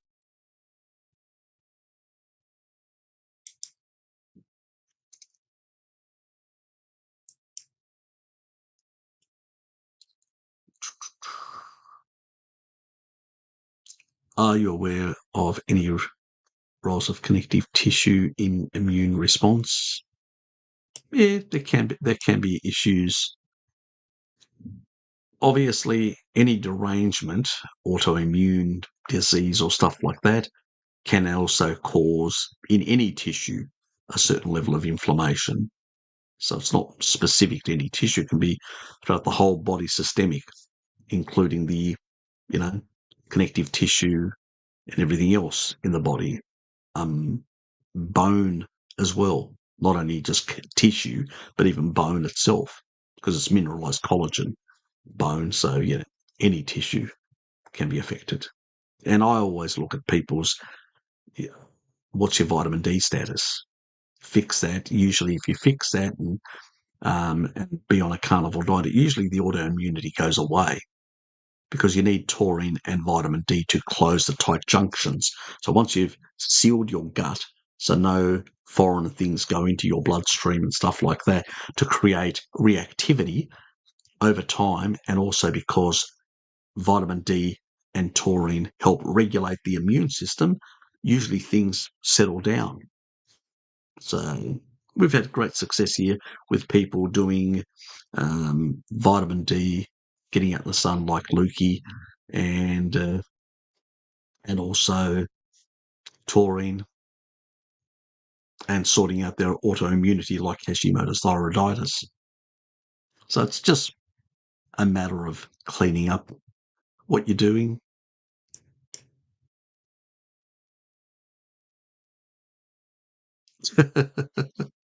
Oh, yes, you did.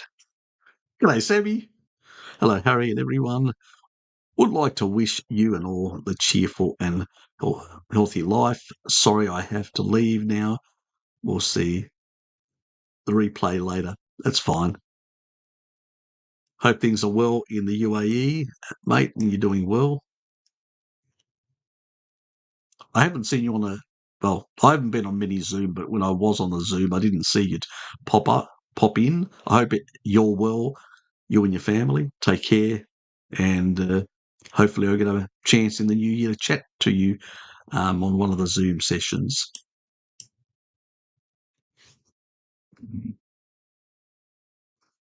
Yep, on that one. Good, thank you. Saves me having to do a half-hour spiel.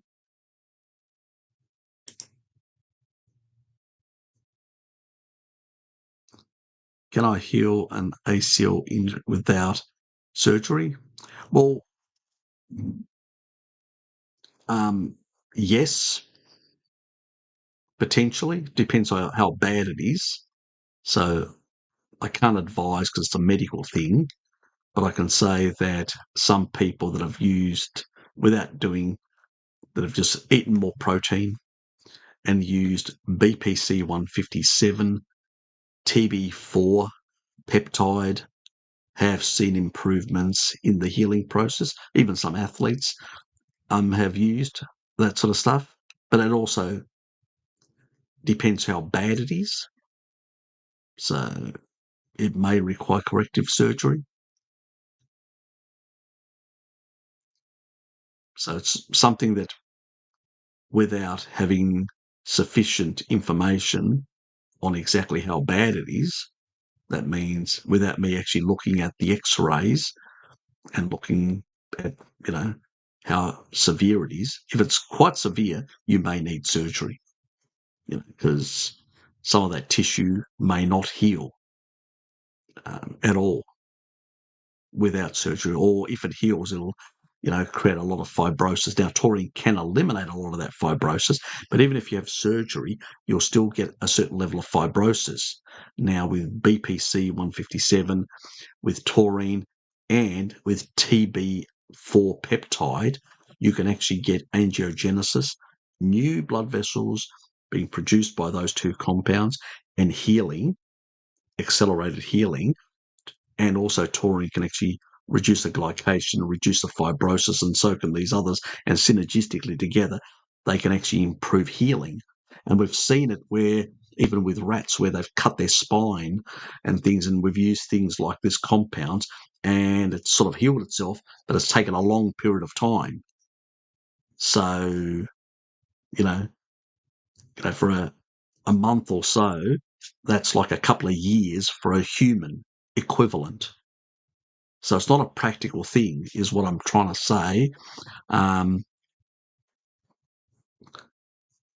So I usually say to people, if it can be corrected without it putting any metal stuff inside, then it will heal. It will create some fibrosis. And then with these other stuff, you can actually clear up the fibrosis and strengthen those collagen structures with those compounds. And that's how I prefer. I even say to people, if you've got a hernia, don't put any metal shit in. Just get it stitched up. Now, your doctor's going to disagree. Go, I don't want, it's not going to be as good. It may rupture again. Don't. fix it, stitch it up, and then use a species-appropriate diet with some of these compounds to heal and strengthen those things. And it's the same thing with any sort of damage to the body.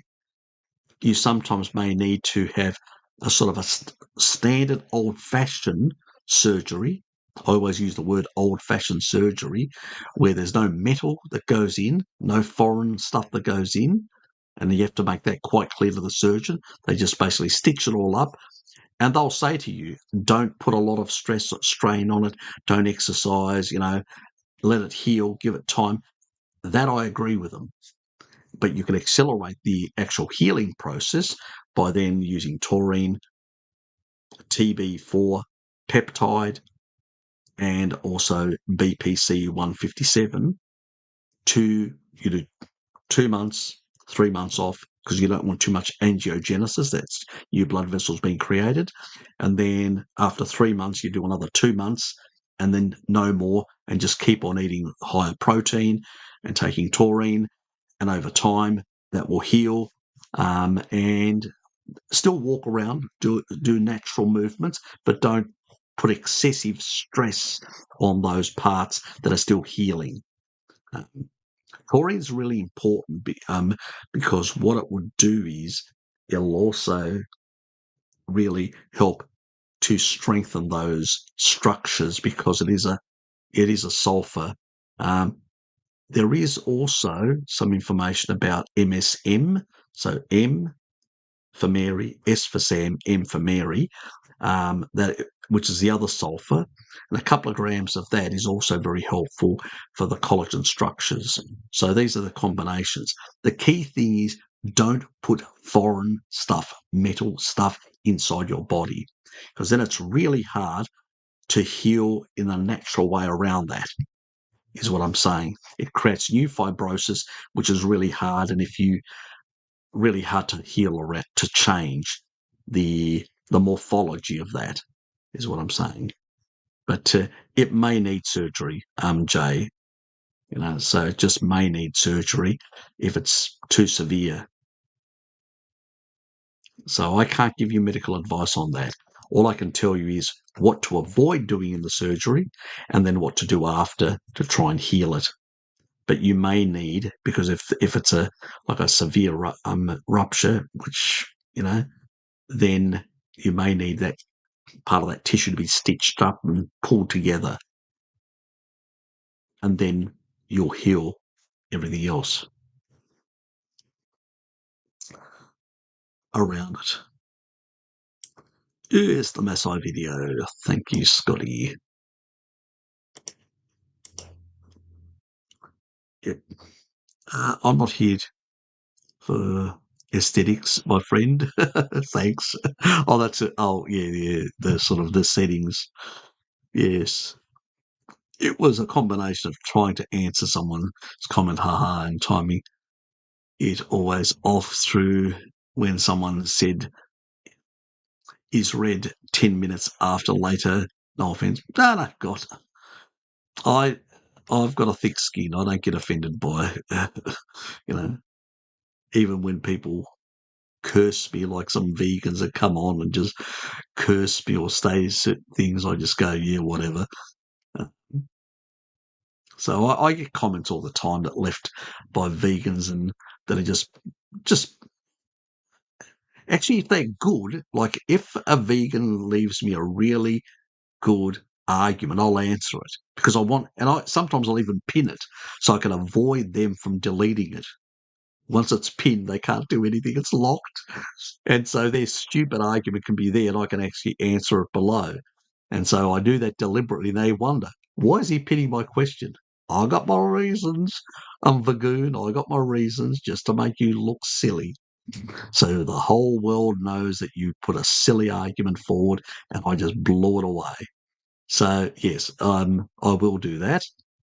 But if they come and attack and they quite nasty sometimes, cursing me, wanting me to die and stuff like that and all that, they just, we don't need people like that around. They're just evil evil, demonically possessed people that are just nasty and just, you know. So those sort of people, I'll just say, just go away, and I'll just deny them access to my. I have found, this is a funny thing. I have found some of them. I go back in and like a year or two later, and I find that these carnivore, they've changed their name into a carnivore name or some low carb or whatever. They no longer are vegan, and I'll remove them. And a couple of them have come back and left me comments and stuff like that. So, it's not permanent, but while they are in their deranged mindset, you just don't need these people around, because it can be quite nasty. And this is how ridiculous it is. I can leave a legit comment and get it removed from YouTube, and they can leave vile, nasty, hateful language against carnivores and other people.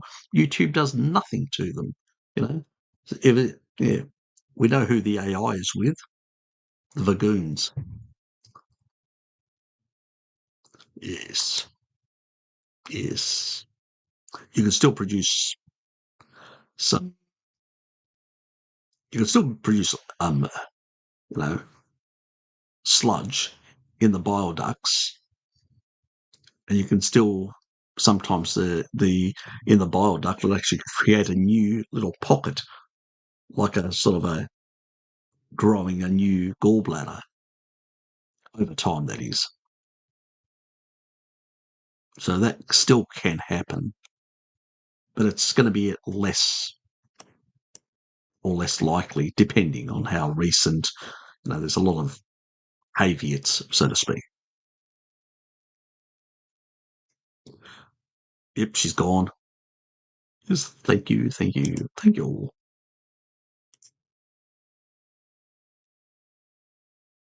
Oh, they adopted it hook, line, and sinker a very long time ago, and they were well paid to do so.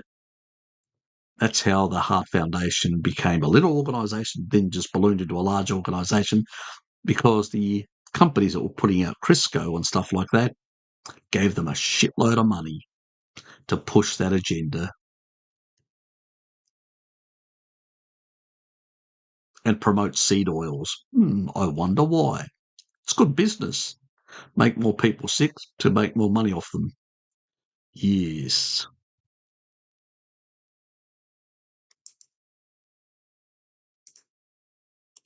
That was the other one. That was the BBBE.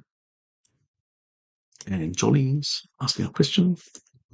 Hi, Harry. Happy New Year. Is remineralizing RO water important? No, not really. No.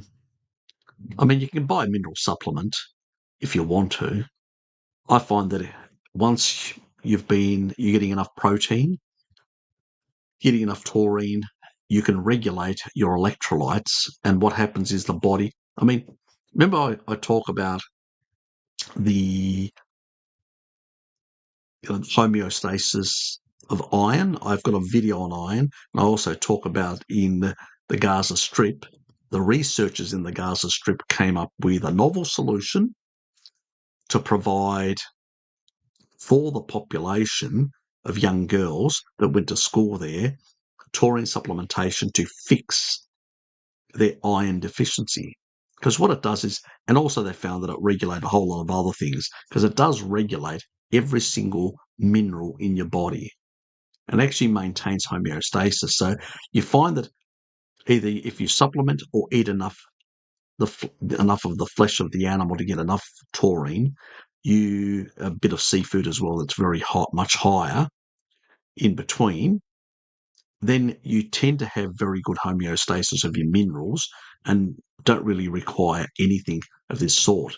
And you can actually see the Maasai, that Hadza and all that, they, with the fat from their own body and the fat of the foods that they consume, is what they hydrate with. They don't really drink water, very rarely. And the only thing that they do drink is sort of like if you're talking about a mineral supplement, is blood now and then. And that blood also, all those minerals are have properly ionized, so they can actually attach to the receptor site. So you can get high quality mineral supplements that have proper ionic form. The stomach also does it. So the question is out there, do you need to get these high quality minerals, or if you use other mineral supplements, will the stomach itself, in an acidic state with meat, if you take it at the same time, will that properly break down those supplements and then ionize those potentially, you know? So, like anything, we don't have experimentation, but it makes potential logical as long as they're not bound in a way that they're not as available. Yeah, there's a lot of caveats on a lot of this sort of stuff, and question marks, because there's not the experimental evidence, or if it is, it's done by industry, which, but if you're going to have any mineral supplements, you should have it with food that is going to create a lot of acidity in the stomach to better absorb those things, because you're going to break them down to their basic constituent parts that then the body can absorb much easier.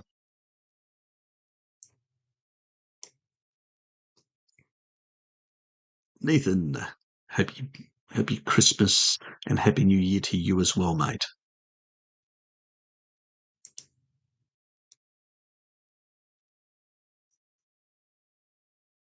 Yeah, I will pass on your regards to Dad.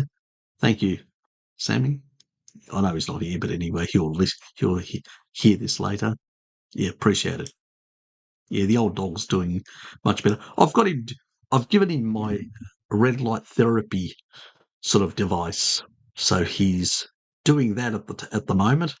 He's got it for 6 months, so I'm not using it currently. I am missing it, but anyway. Um, but he needs it more than me.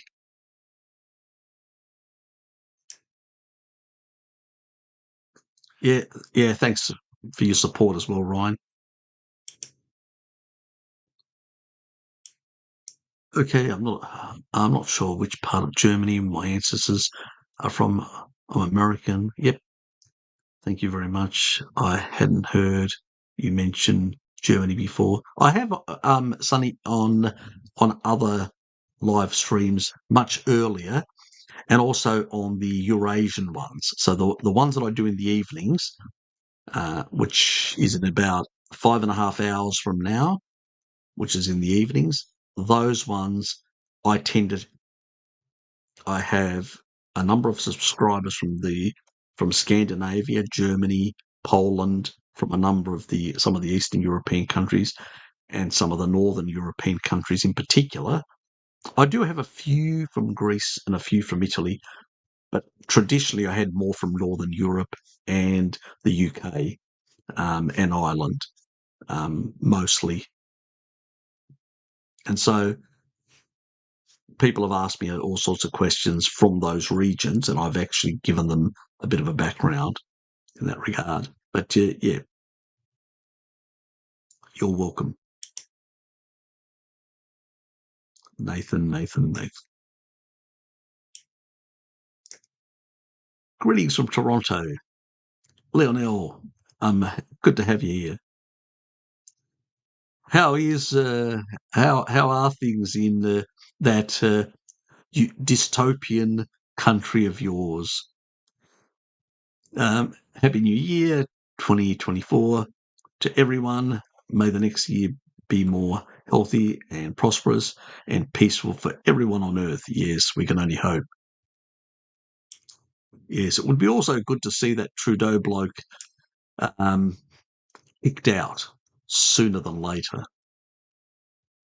before he turns,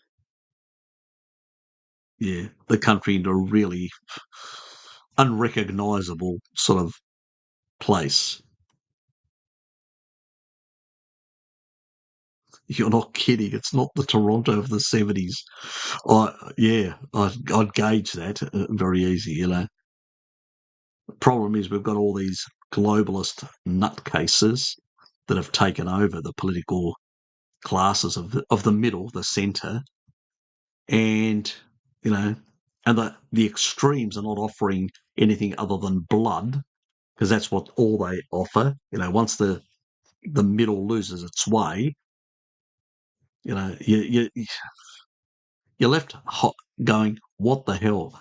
And I always say to people, there are always sensible people in the centre, practical with practical solutions. Vote for them. Don't vote for the crazies, because the crazies are just going to make things worse, and you'll end up with a lot of blood and tears. So,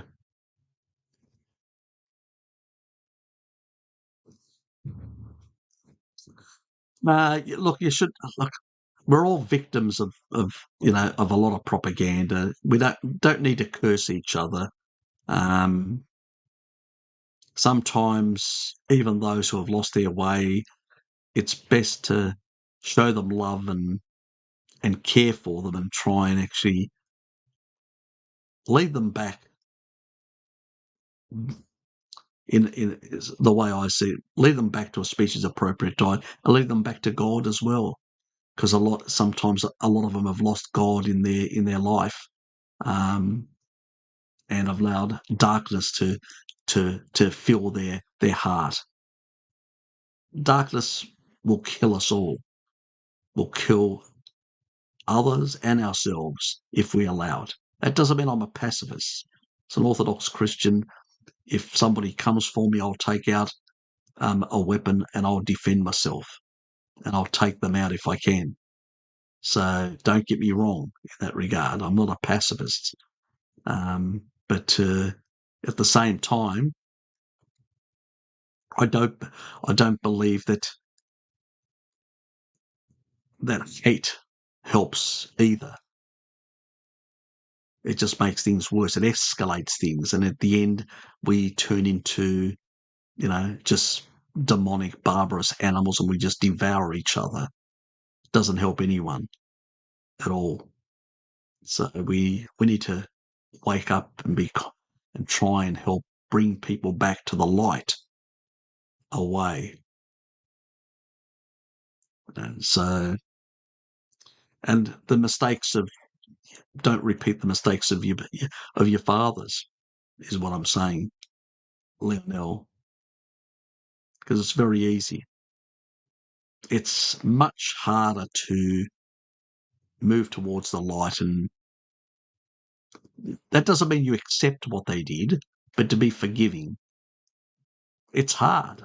I can tell you it's hard, especially if people have done nasty things to you. It's really bloody hard in that regard, you know. But it's hard to basically turn people around. Always has been. But it's necessary. Otherwise, we end up in a very dark world, all of us. And then it's bad for all of us, including us. Always remember that.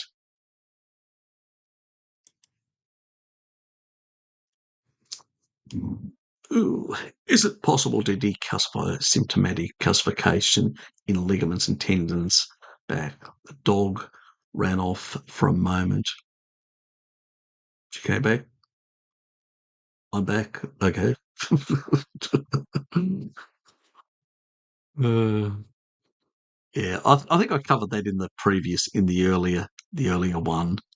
In you know, it's sort of over time the body will clean up itself in that regard, as long as you're not putting anything in there that increases the inflammation, the damage, and the body needs to heal it. As long as the body needs to heal something, it will basically create a scab. It will include, it'll calcify that scab. It'll try to stabilize it. And then as long as you're not doing anything, it'll heal it, clean it all away, and you'll have new healthy tissue there. It happens on the skin and all that. But if you keep on picking, if you get an injury on your skin, you keep on picking it and picking it and picking it, what happens? It doesn't heal. It keeps on, if you leave it alone, it'll heal, it'll scar, and then it'll clean up itself. The body's designed to do that. We just have to stop causing, putting the wrong stuff in or scratching it. Remember your mum used to say, do not scratch it, young Ryan. Exactly. Or young Harry, in my case.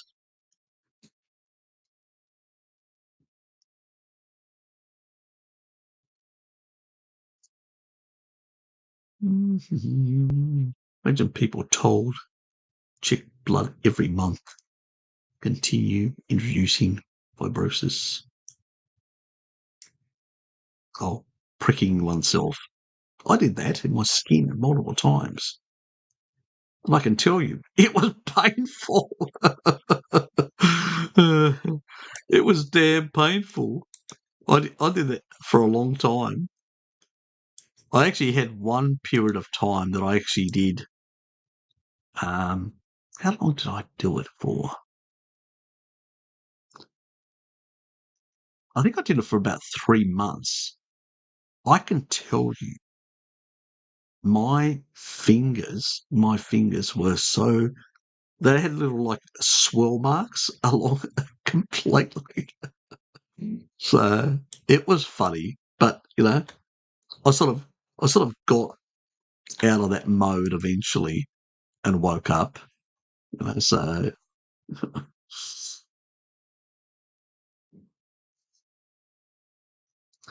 anyway,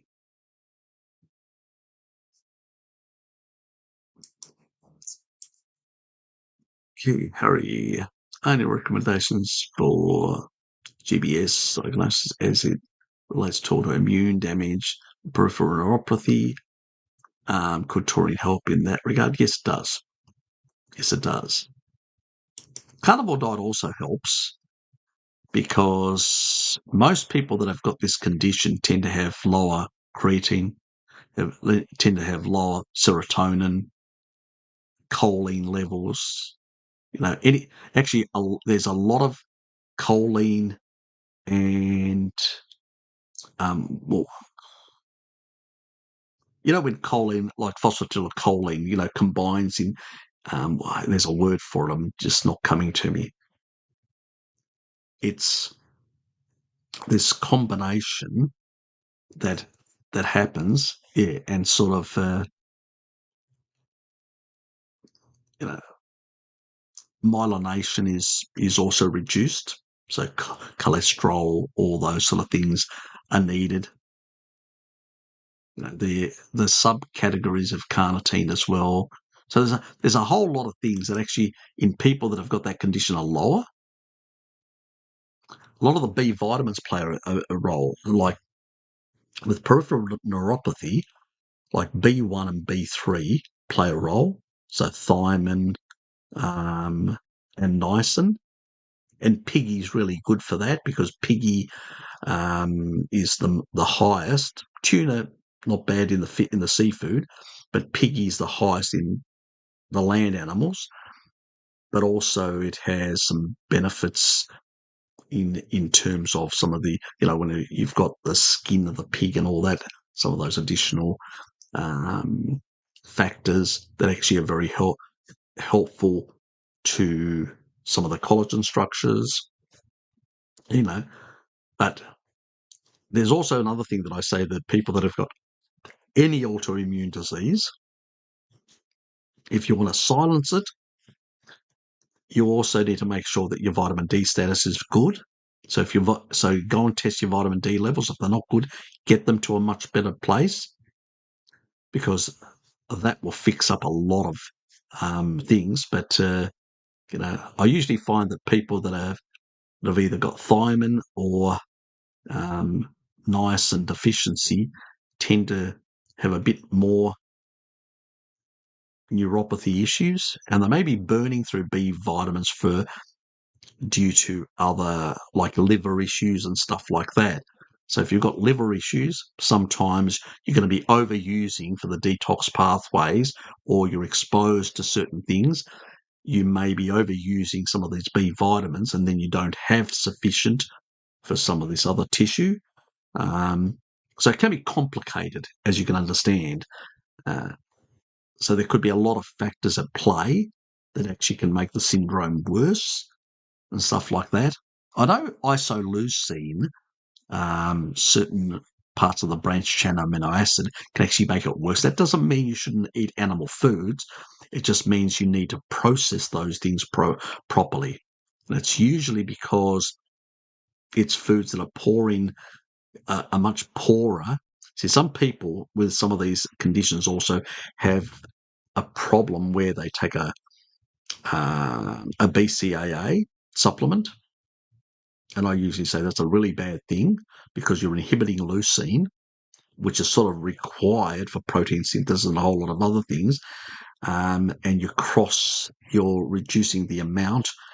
And so I say that usually, get rid of that and have a pure. If you're going to use anything for anabolic purposes, don't use a BCAA. Use leucine on its own or leucine-rich foods for that reason as well, to get better results from a dietary perspective. But one of the things that I do find is, especially people are transitioning, Lionel, from a less species appropriate diet, they may still have some liver issues that they haven't clearly cleared out properly. And I don't know your genetics. You may have choline genetic issues. You may need more choline to make sure that the liver functions properly. And once that gets, then you may see those genes, those genetic pathways sort of down-regulated slightly. So that can happen as well. And I am investigating some other things as well at this sort of stage, but it's really sort of early days, and I'm still.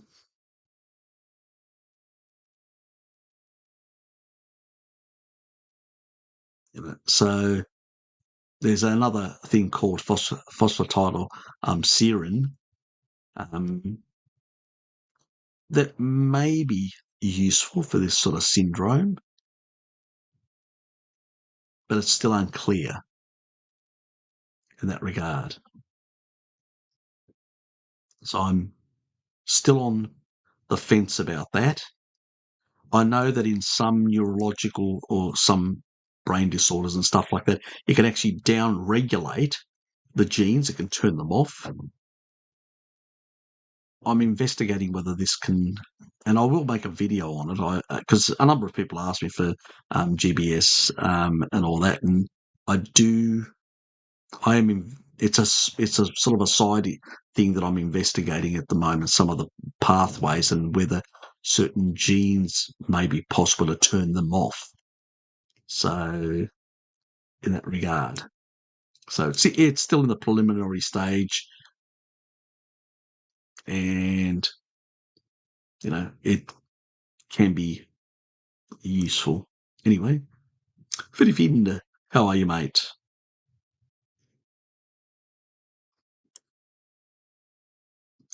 Just for a while. Okay, fair enough. Yeah, look, I wouldn't be supplementing omega threes. Um, I'd just be eating fish. Some of the crustaceans and stuff like that are really important as well. So that's the stuff that I would. And if your ancestry is Mediterranean, you definitely want a bit more seafood.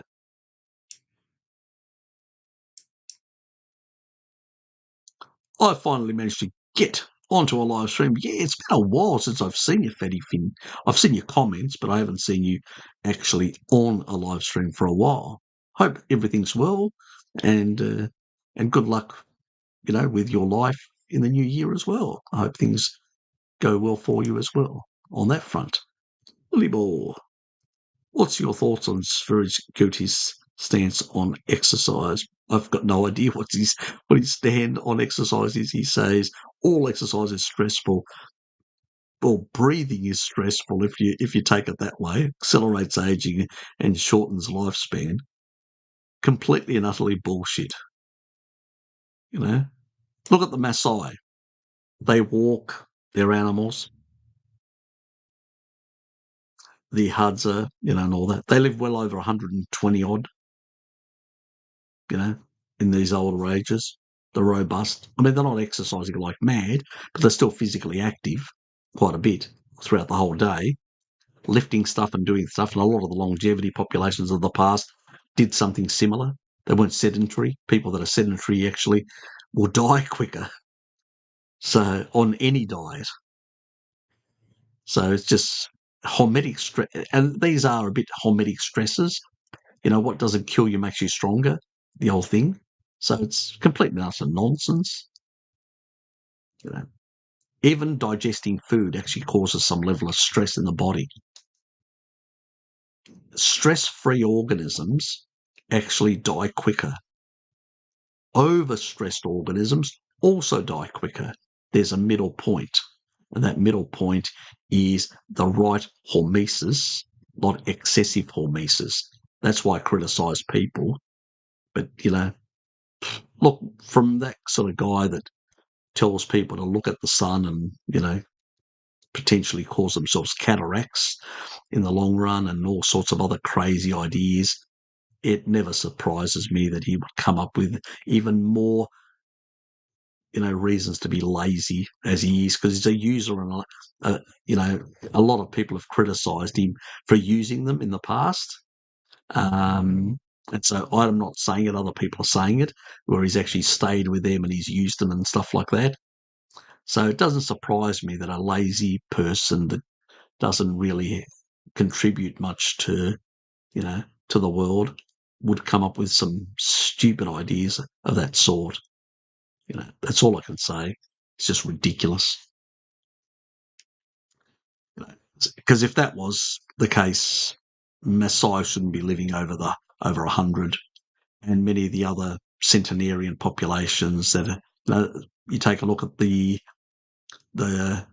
people down at Nagoya in Costa Rica, the cowboys, so they're out there working the land hard, moving their livestock around, the real people in Costa Rica that are on the peninsula there, which is an arid peninsula and which is pretty much, cowboy country. So these are not lazy people. They get up, they do a lot of physical hard work. So it's just nonsense. Never heard anything more crazy than that. So, yeah, but doesn't surprise me either. Raymond, how are you, mate? And Happy New Year to you as well.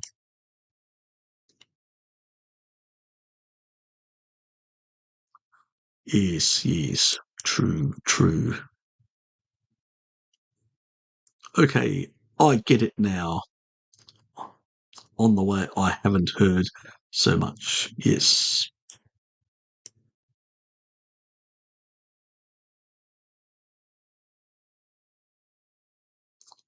Yes, we covered that. Please consider my words, my earlier words.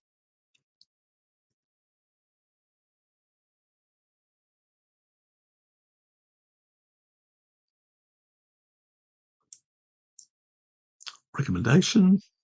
I will just put it up there. Strength sessions. Yes.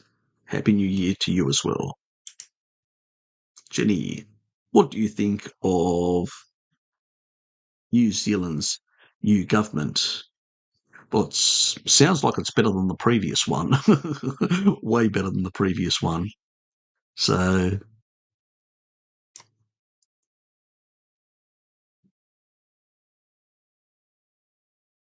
there is progress happening in New Zealand, let's put it that way, in the right direction. Time will tell how well they'll govern in the long run, but some of the things that they have, new policies and all that, and going, against the woke agenda is a positive step in the right direction. Time will tell if all their most of their policies, because you're never going to be 100% any political party. They're not gods. They're not going to get things wrong. But time will tell, how well they'll go. Yeah, we'll see. We'll see. There's a few colourful characters in your parliament. So, yes, you know the person I'm talking about anyway. Have you seen, for instance, video about biochemistry? He's the creator of the croissant diet. Not any specific video in recent times, but yes, it's a diet that can help lose weight. But it doesn't mean it's a healthy diet long term. You can't survive on it. It's devoid of a lot of nutrition. But yes, and how do you lose weight? By going low, by disengaging the Randall cycle. Simple as that. It's nothing. It's like the potato diet. Again, you disengage the Randall cycle.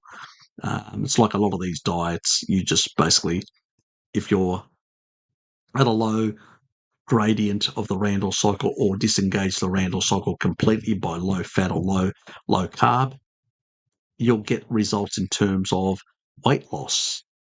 That doesn't necessarily mean that weight is going to be always loss of body of adipose fat.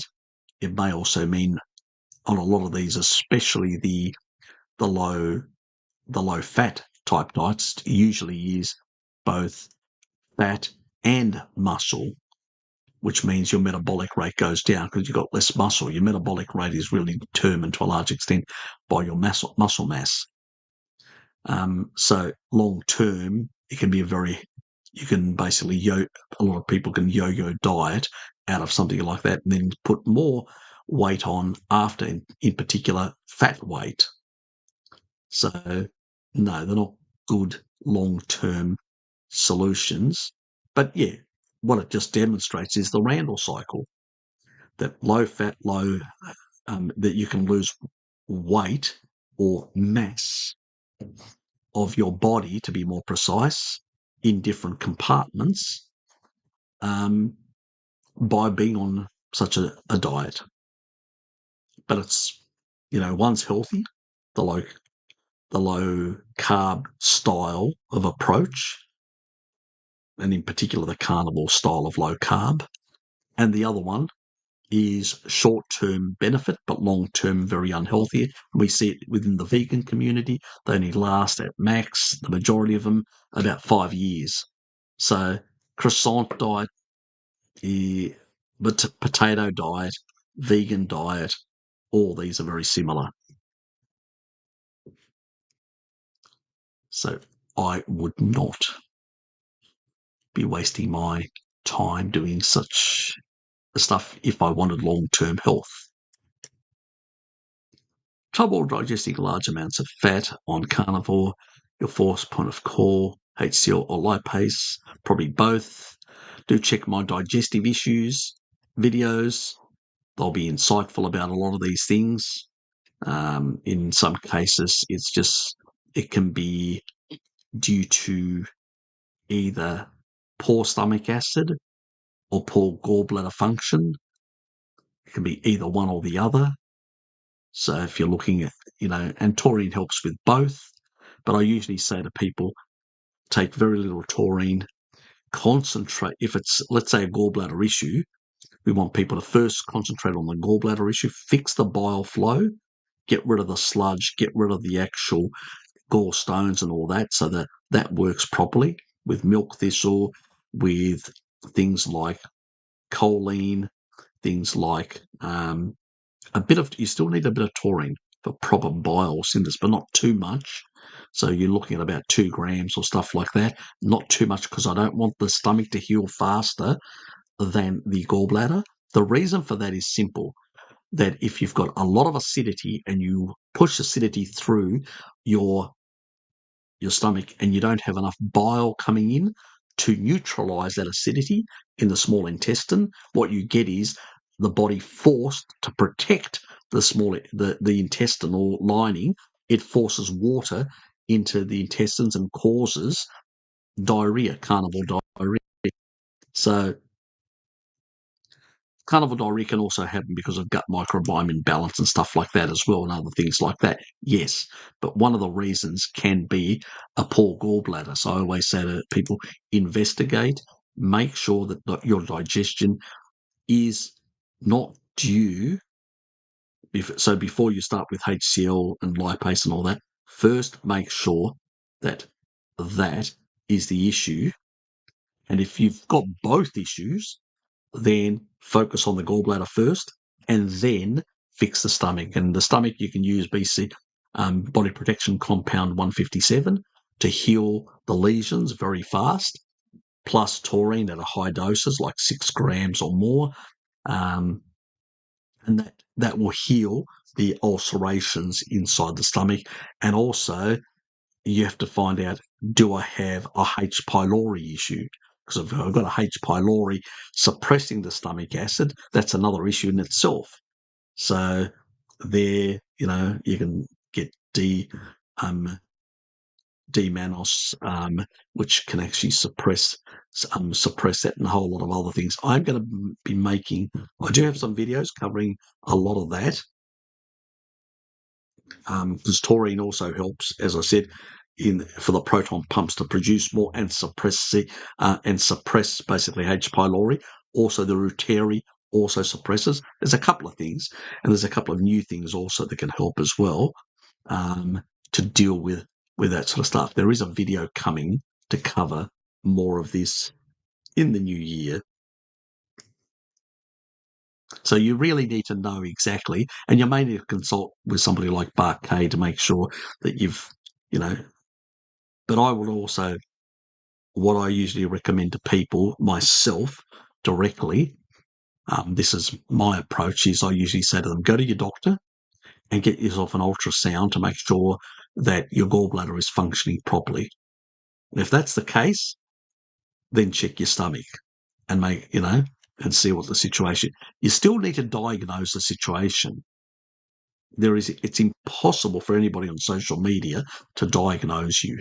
You still need to. But once you're diagnosed, you've got a diagnosis and you know exactly what's happening in your gallbladder and exactly what's happening in your stomach, whether you've got H. pylori infection or whatever else, or SIBO or whatever else, then you can come back to me, because they've got no solution other than antibiotics and things like that.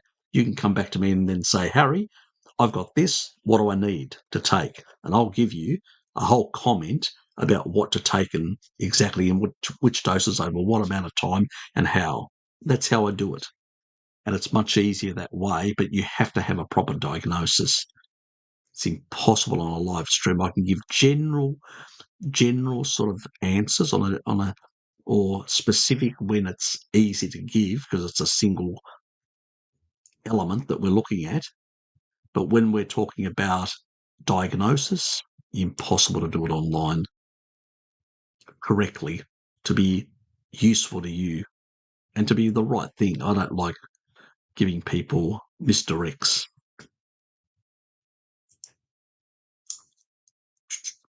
Johnny, how are you, mate? It's been a while.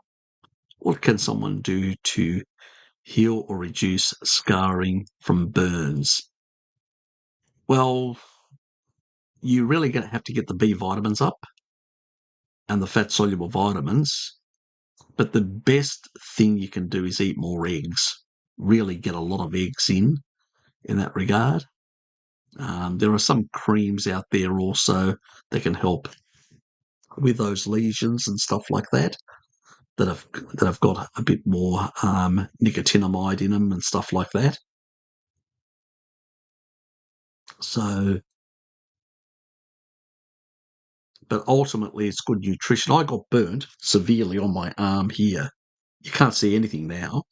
I hit the pan and just knocked the pan down off the hot plate.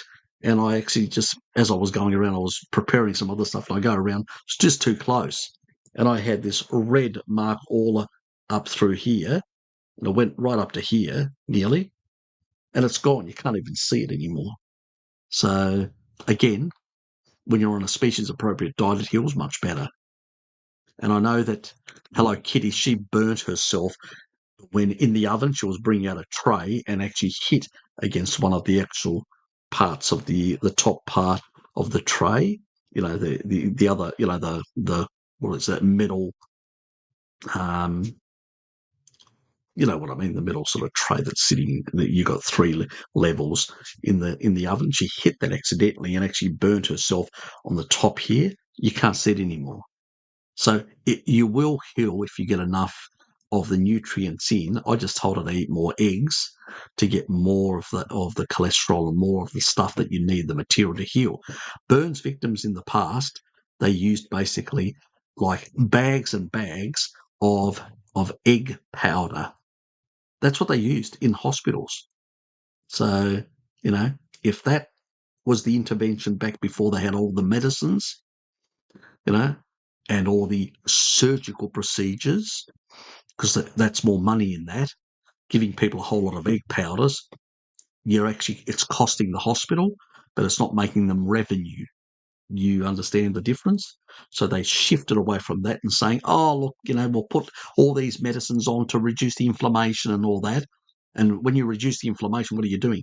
You're reducing the healing, because it's the natural way of healing of the body. And then we'll basically, you've got all this scarring. Oh, you poor thing! We'll send you to a skin doctor and a cosmetic surgeon to basically do all this. It's going to cost you zing another 10 grand. Got it?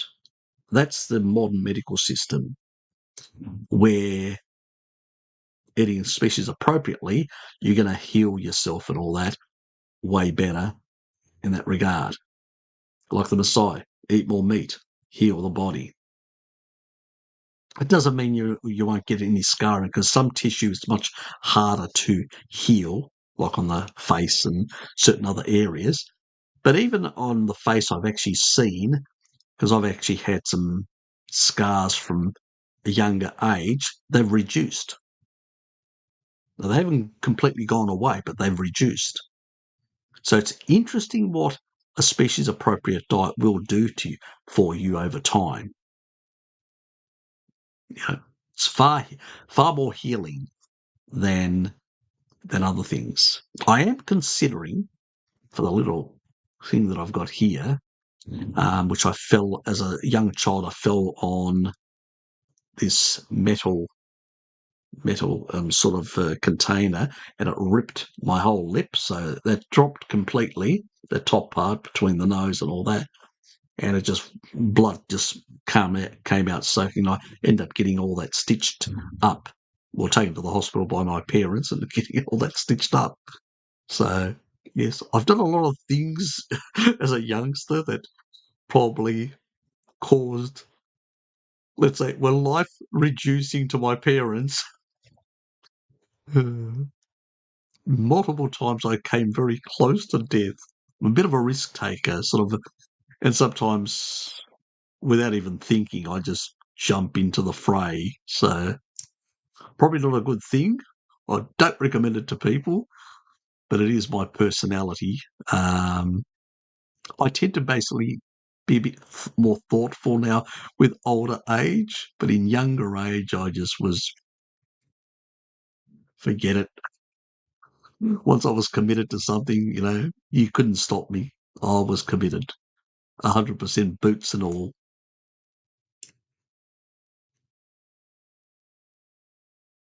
Oh, good for you. Yes, you're welcome, mate. And I appreciate your support to the channel and being here and asking questions that, you know, allow other people to get insights as well. Because you guys make the difference by asking more and more questions and diverse questions. One, you get me thinking.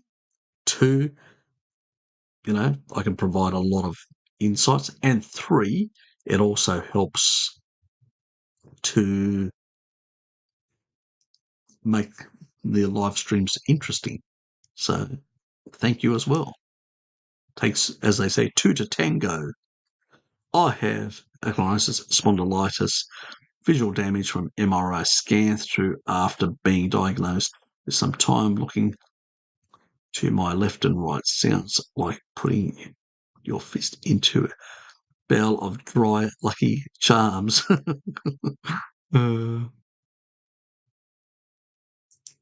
Lion diet.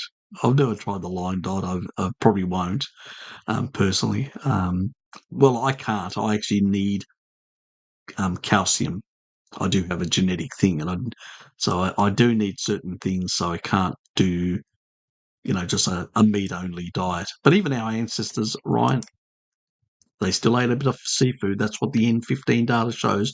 They lived and followed creeks, rivers, and streams, and also the coastline. And that's where most of the where we see hunters and gatherers, having their campfires and stuff like that. And and we've got shellfish and stuff like that as evidence. We consumed some seafood. So there is, and it is higher in taurine, is higher in a number of minerals. So I still think that there is an importance, and the populations that didn't consume. And this is the funny thing, if you take a look at the Maasai that don't live close to river systems, so what do they consume is blood. They're getting a whole lot of minerals out of that. And a lot of these people that don't consume a lot of these blood products,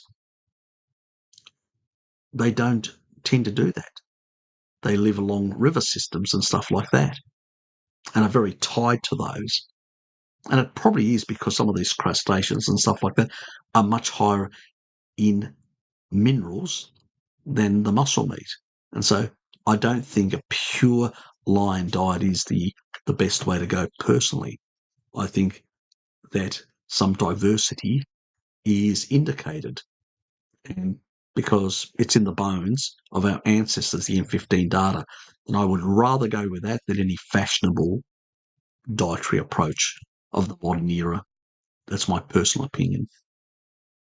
But it's based on the foundation of the N15 data. And I think that is much more sound than any views of today that people may hold. It may work for you, and if it works, fine. Who am I to disagree?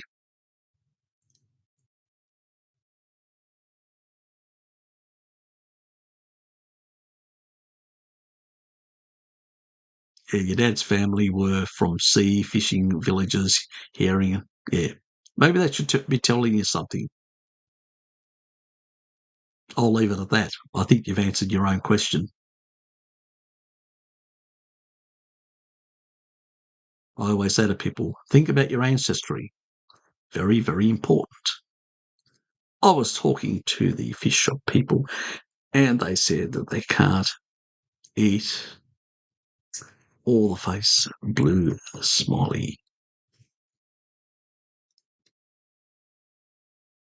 Keep.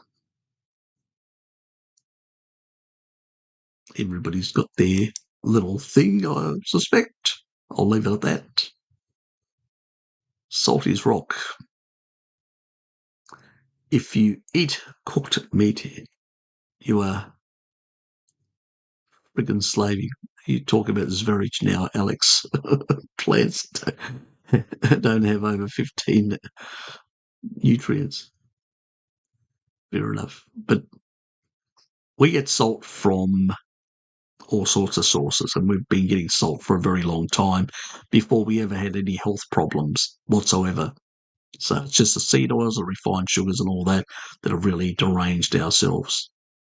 And some people need more salt than others. Some people can maintain much lower salt levels because they upregulate their antidiuretic hormones. Others have less capacity to do that or are more salt losers. There are genetics on salt, homeostasis. So if you don't require, you don't require. If you require more, you require. Keep that in mind. Because if you're ones that it requires and you avoid, you may end up causing yourself health problems in the long run. We brought up with British fish and chips in England. Yeah, but remember, soaked, cooked in seed oils. But in the old days, it wasn't. In the old days, it was in tallow. My father had a fish and chip shop in the 70s, and we produced it with tallow. We used to go and buy, not too far away from where we had the shop, we used to go and buy tallow, and that's what we used. We never used seed oil ever, but the old tallow.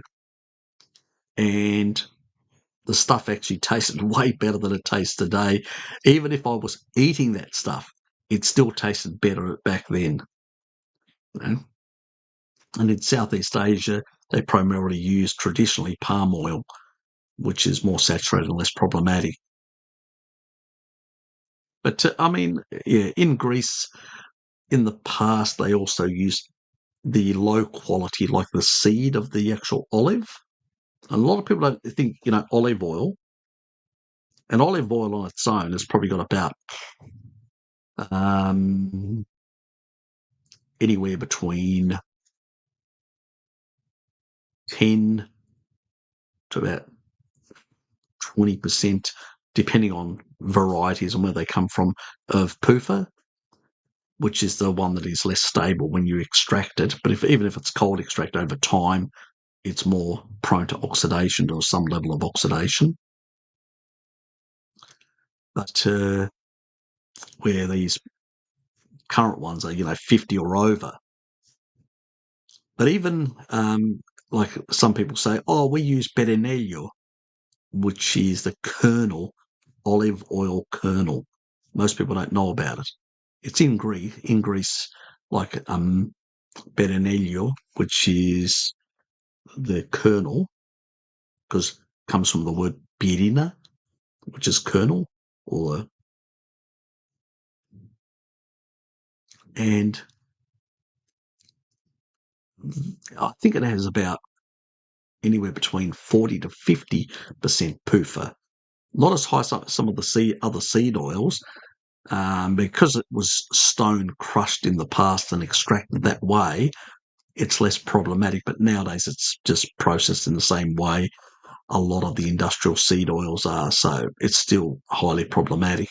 And I hear some people saying, we use this, and I go, not a good thing at all. So, yes, it is not as bad as the stuff the seed oil stuff, but it's still problematic, you know.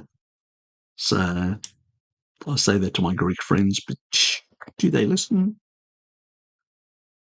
Yes, it goes in one ear, out another ear, because it's too inconvenient. It's basically, and it's cheaper. They know it. That's why they use it. It's a low quality olive kernel oil.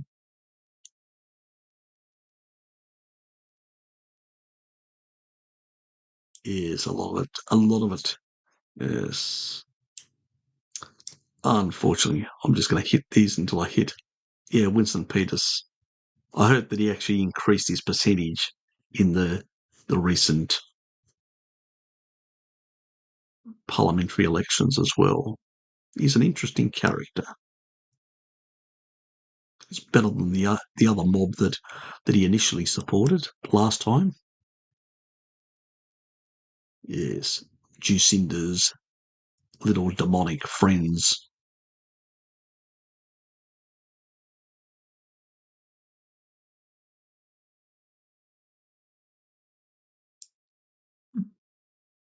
Andrew? Oh, track in sync. Yes, yes, yes. I've still got the ability to answer pretty quickly. Yes, true, true. Must be the species appropriate diet that I'm on. What do you think, Andrew? What do you think, Ryan? Must be all that carny shit that I do.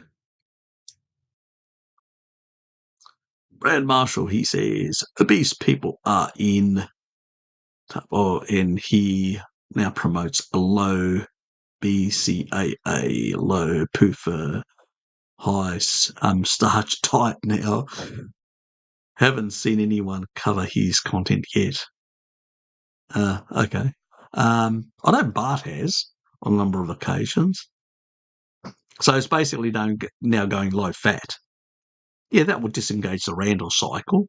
Yeah, you'll lose, but eventually, a bit like the Vagoons that go on a low traditional Vagoon diet. Now there is the modern Vagoons that are on all the processed stuff, and they are consuming a lot of seed oils and a lot of refined sugars, and they're getting just as fat as the sad dieters. But those who do a traditional one just waste away, and yeah, probably brads into the I'm going to follow the vegans and waste away as well. Yeah, just more nonsense. It really just more nonsense, and it's due to reductionist thinking for the BCAAs, the branched chain amino acids, for the PUFA. I mean, a small amount that you get from animal foods is not a problem. It's within the food matrix. I've actually done whole videos, got a whole playlist on PUFA. Anybody that's got any concern about PUFA, just watch that. You'll realise from animal foods it's a non-issue. From plants, yes, it's a problem, but from animal foods, non-issue. You can actually cook things for hours, 3 hours, and get trace amounts. Nobody cooks their food for 3 hours. Okay, it's going to be very tough, very dry, and very unpalatable. But even then, you only get trace amounts. Where with seed oils and plant PUFA, you get massive amounts, and depending on how it's processed, quite a lot more. So I think the only time you actually get from meat any noticeable increase, and even then it's lower than the plant PUFA sort of oxidative byproducts and aldehydes. The only time you get, on one of the videos, you had to cook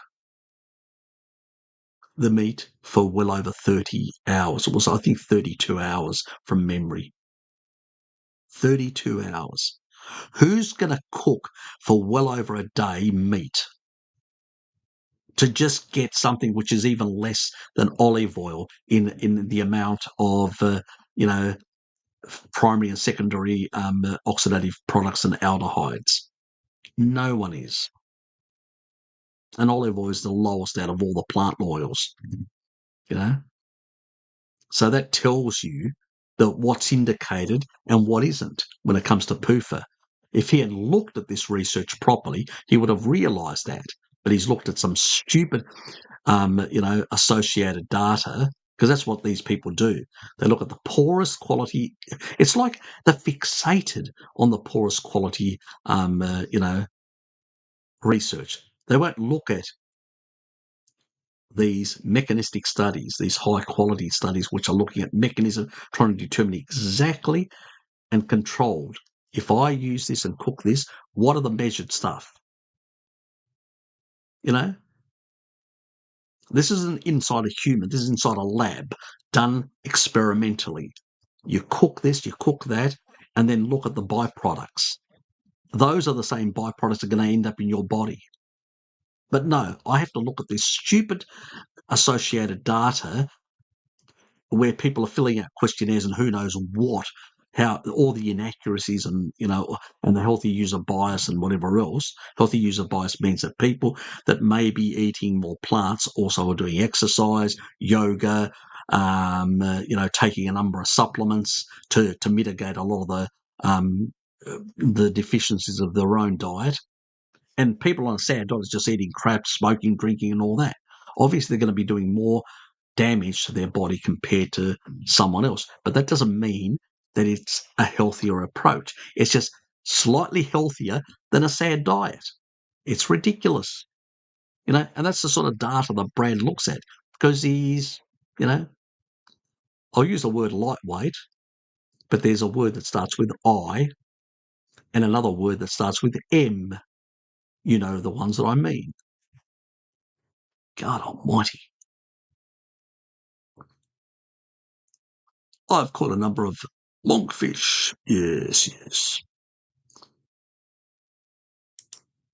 Good for you. Do-do-do-do-do-do.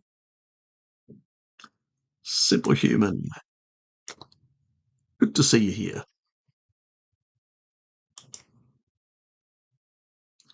Slurry breasts and hearts fall off the net because of the spines. Yes, true. Anyway, we're getting close to, we got 10 minutes to go, and then I'm pulling the plug. We'll be at 3 hours, and then I have to be somewhere else. Understand it, when we eat enough meat, get kicked out of ketosis. Well, it's a small period of time that happens.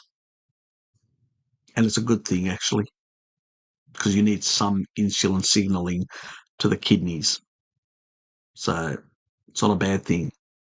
But at the end of the day, also, it means that we need to try and actually be species appropriate to hydrate from our own fat and the fat we eat. And that's why we, even with that 1 meal or 2 meals, we have to eat more fat.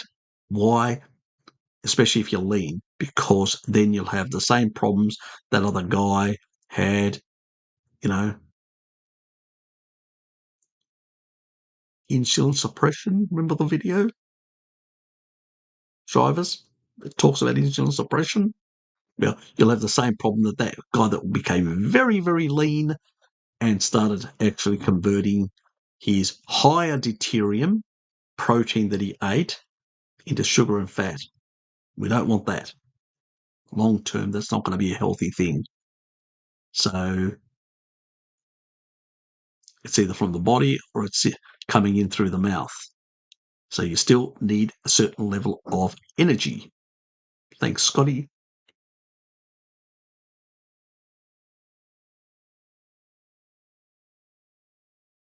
Yes, that's around the cooking of fats. And that's very important that we know that, because a lot of people make arguments about, animal foods, if you cook them too much, there's a lot of crackpots out there.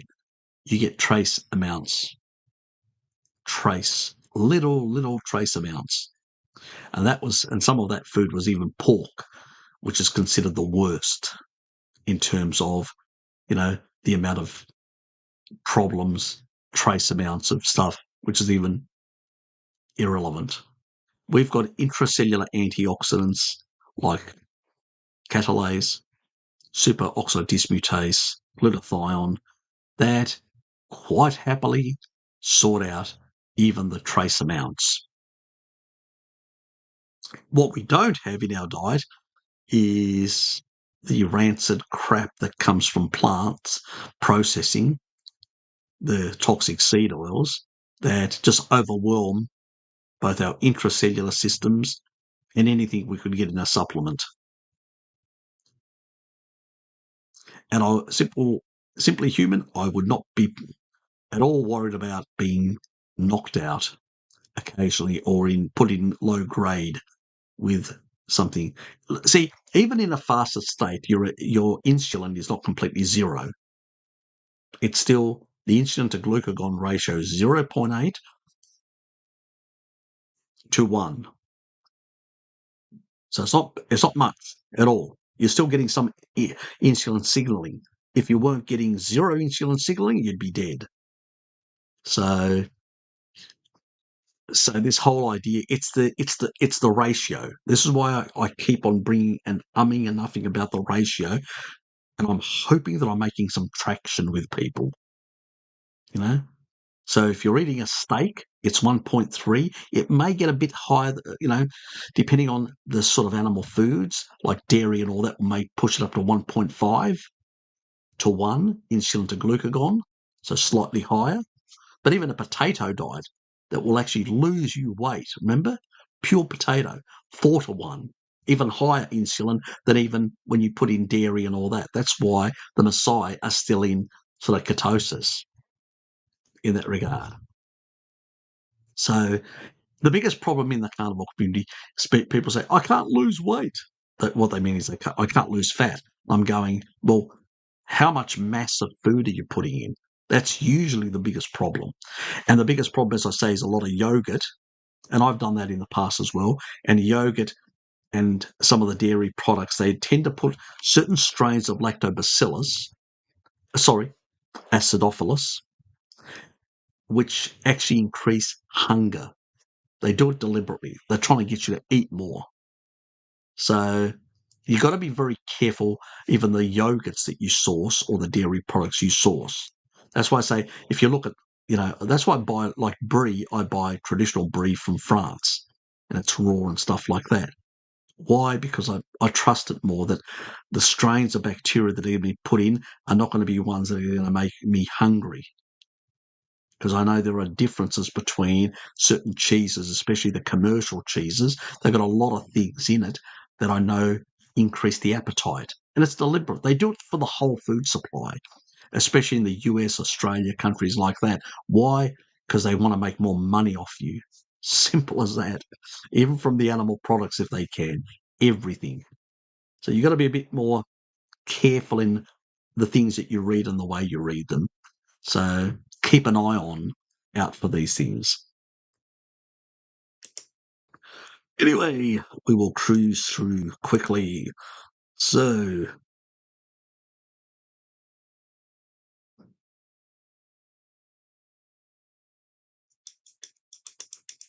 oops, any other sort of things? Yes, don't worry about ketosis. We go in and out, and when we're not eating, we're in ketosis, and when we're eating quite a lot, like one meal, quite a lot of meat, we go slightly out. That's normal. Nothing to worry about. Happens even to the Maasai, and they actually run a sort of a low grade, and it's fine. I think we get too wound up about some of these details. Should be more interested in the quality of the stuff we put in our mouths and less about some of these details. Sando, can carnivores get nutrients from grass and meat both? No, we don't have a cecum. Happy New Year to you as well. We just don't have a cecum. If we had a cecum, like the chimps do, and even they don't. I've done videos. If you actually look at the ones that are on Odyssey, I've done a video recently covering the Odyssey videos. I actually showed that even the chimps are very carnivorous.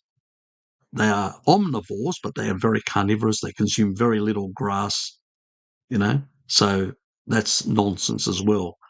Let alone us, which we've only got an appendix. We don't have a cecum anymore. If we had a cecum, yes, we could process. All we do now is, because it would come through the small intestine, go into the cecum, ferment, would get short-chain fatty acids, would get certain proteins and stuff like that from it, and then it would be dumped into the colon to be excreted out. Some of the bacteria there would use a bit of it, and then if a few of them that are there, the rest would be excreted out. For us, in particular raw, because we don't have a cecum to break down all the components.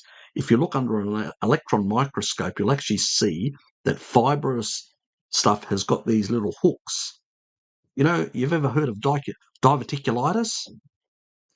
What do you think vegans and vegetarians have got higher levels of diverticulitis, or people who eat a lot of plant greens in particular, that have got more fibre, they've got more hooks, and they tear inside the lining and they create these little pockets and all that. Not a good thing. Contraindicated for a species that does not have a cecum to break down this fibrous material. Very dangerous. So let's stick to the foods that were specially appropriated based on the N15 data of the collagen bones of our ancestors, which show that we were super hyper carnivore and we consumed very little plant matter through our existence until we got to agriculture. That's what the bone data shows, and that is, you can take that to the bank. That should be your foundation stone, Sandro. That should be your foundation stone. That invalidates all the other nonsense of And most of the other 99% of the studies they're not scientifically done in labs or whatever. They're done with questionnaires, people asking questions.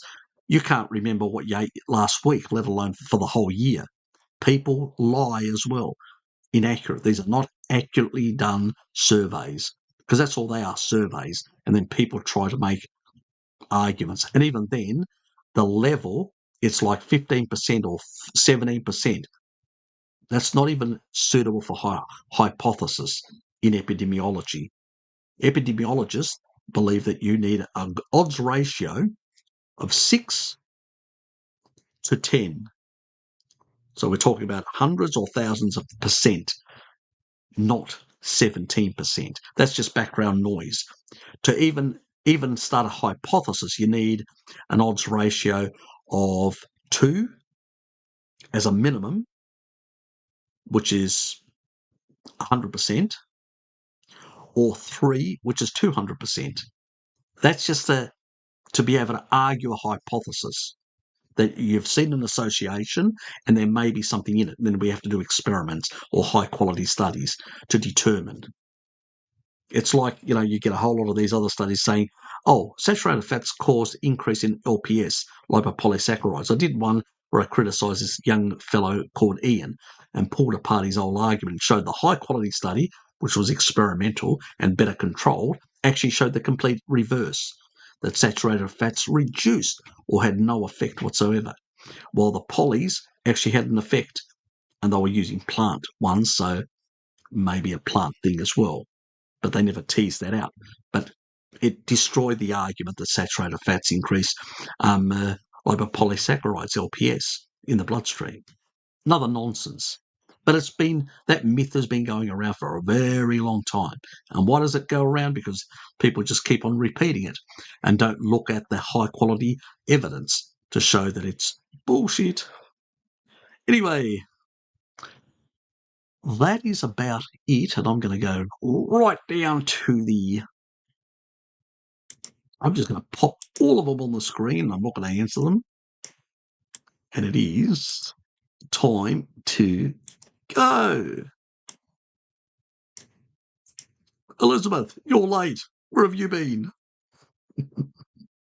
I'll send Ted over. But good to have you here. And Happy New Year to you as well, Elizabeth. Yes, tell her that lovely stuff, that lovely, lovely, lovely stuff.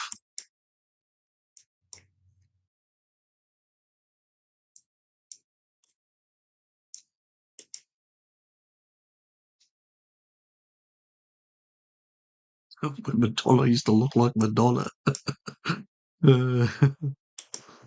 She hadn't really gone off the reservation completely. Yep, true, true, true, true, true. Yes, and God, leave me a comment. Leave me a comment after the video. So anything that I haven't answered, just leave me a comment.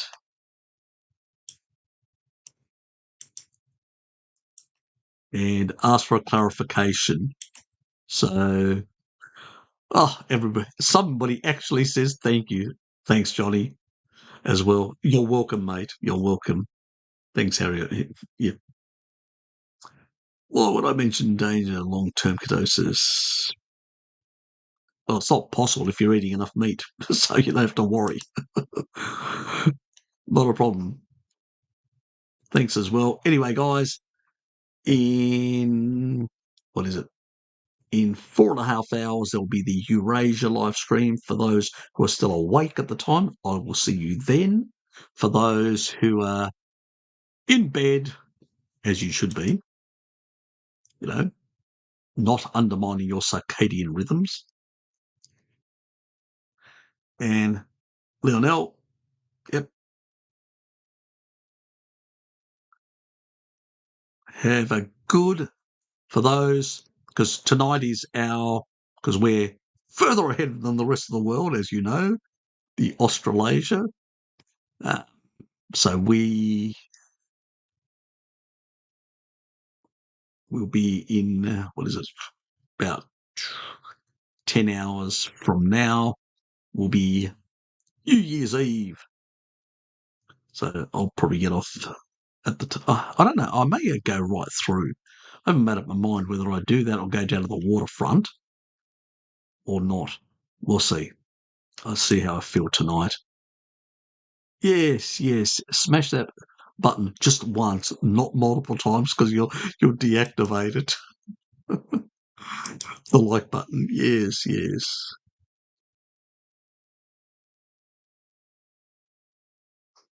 Oh, that's okay.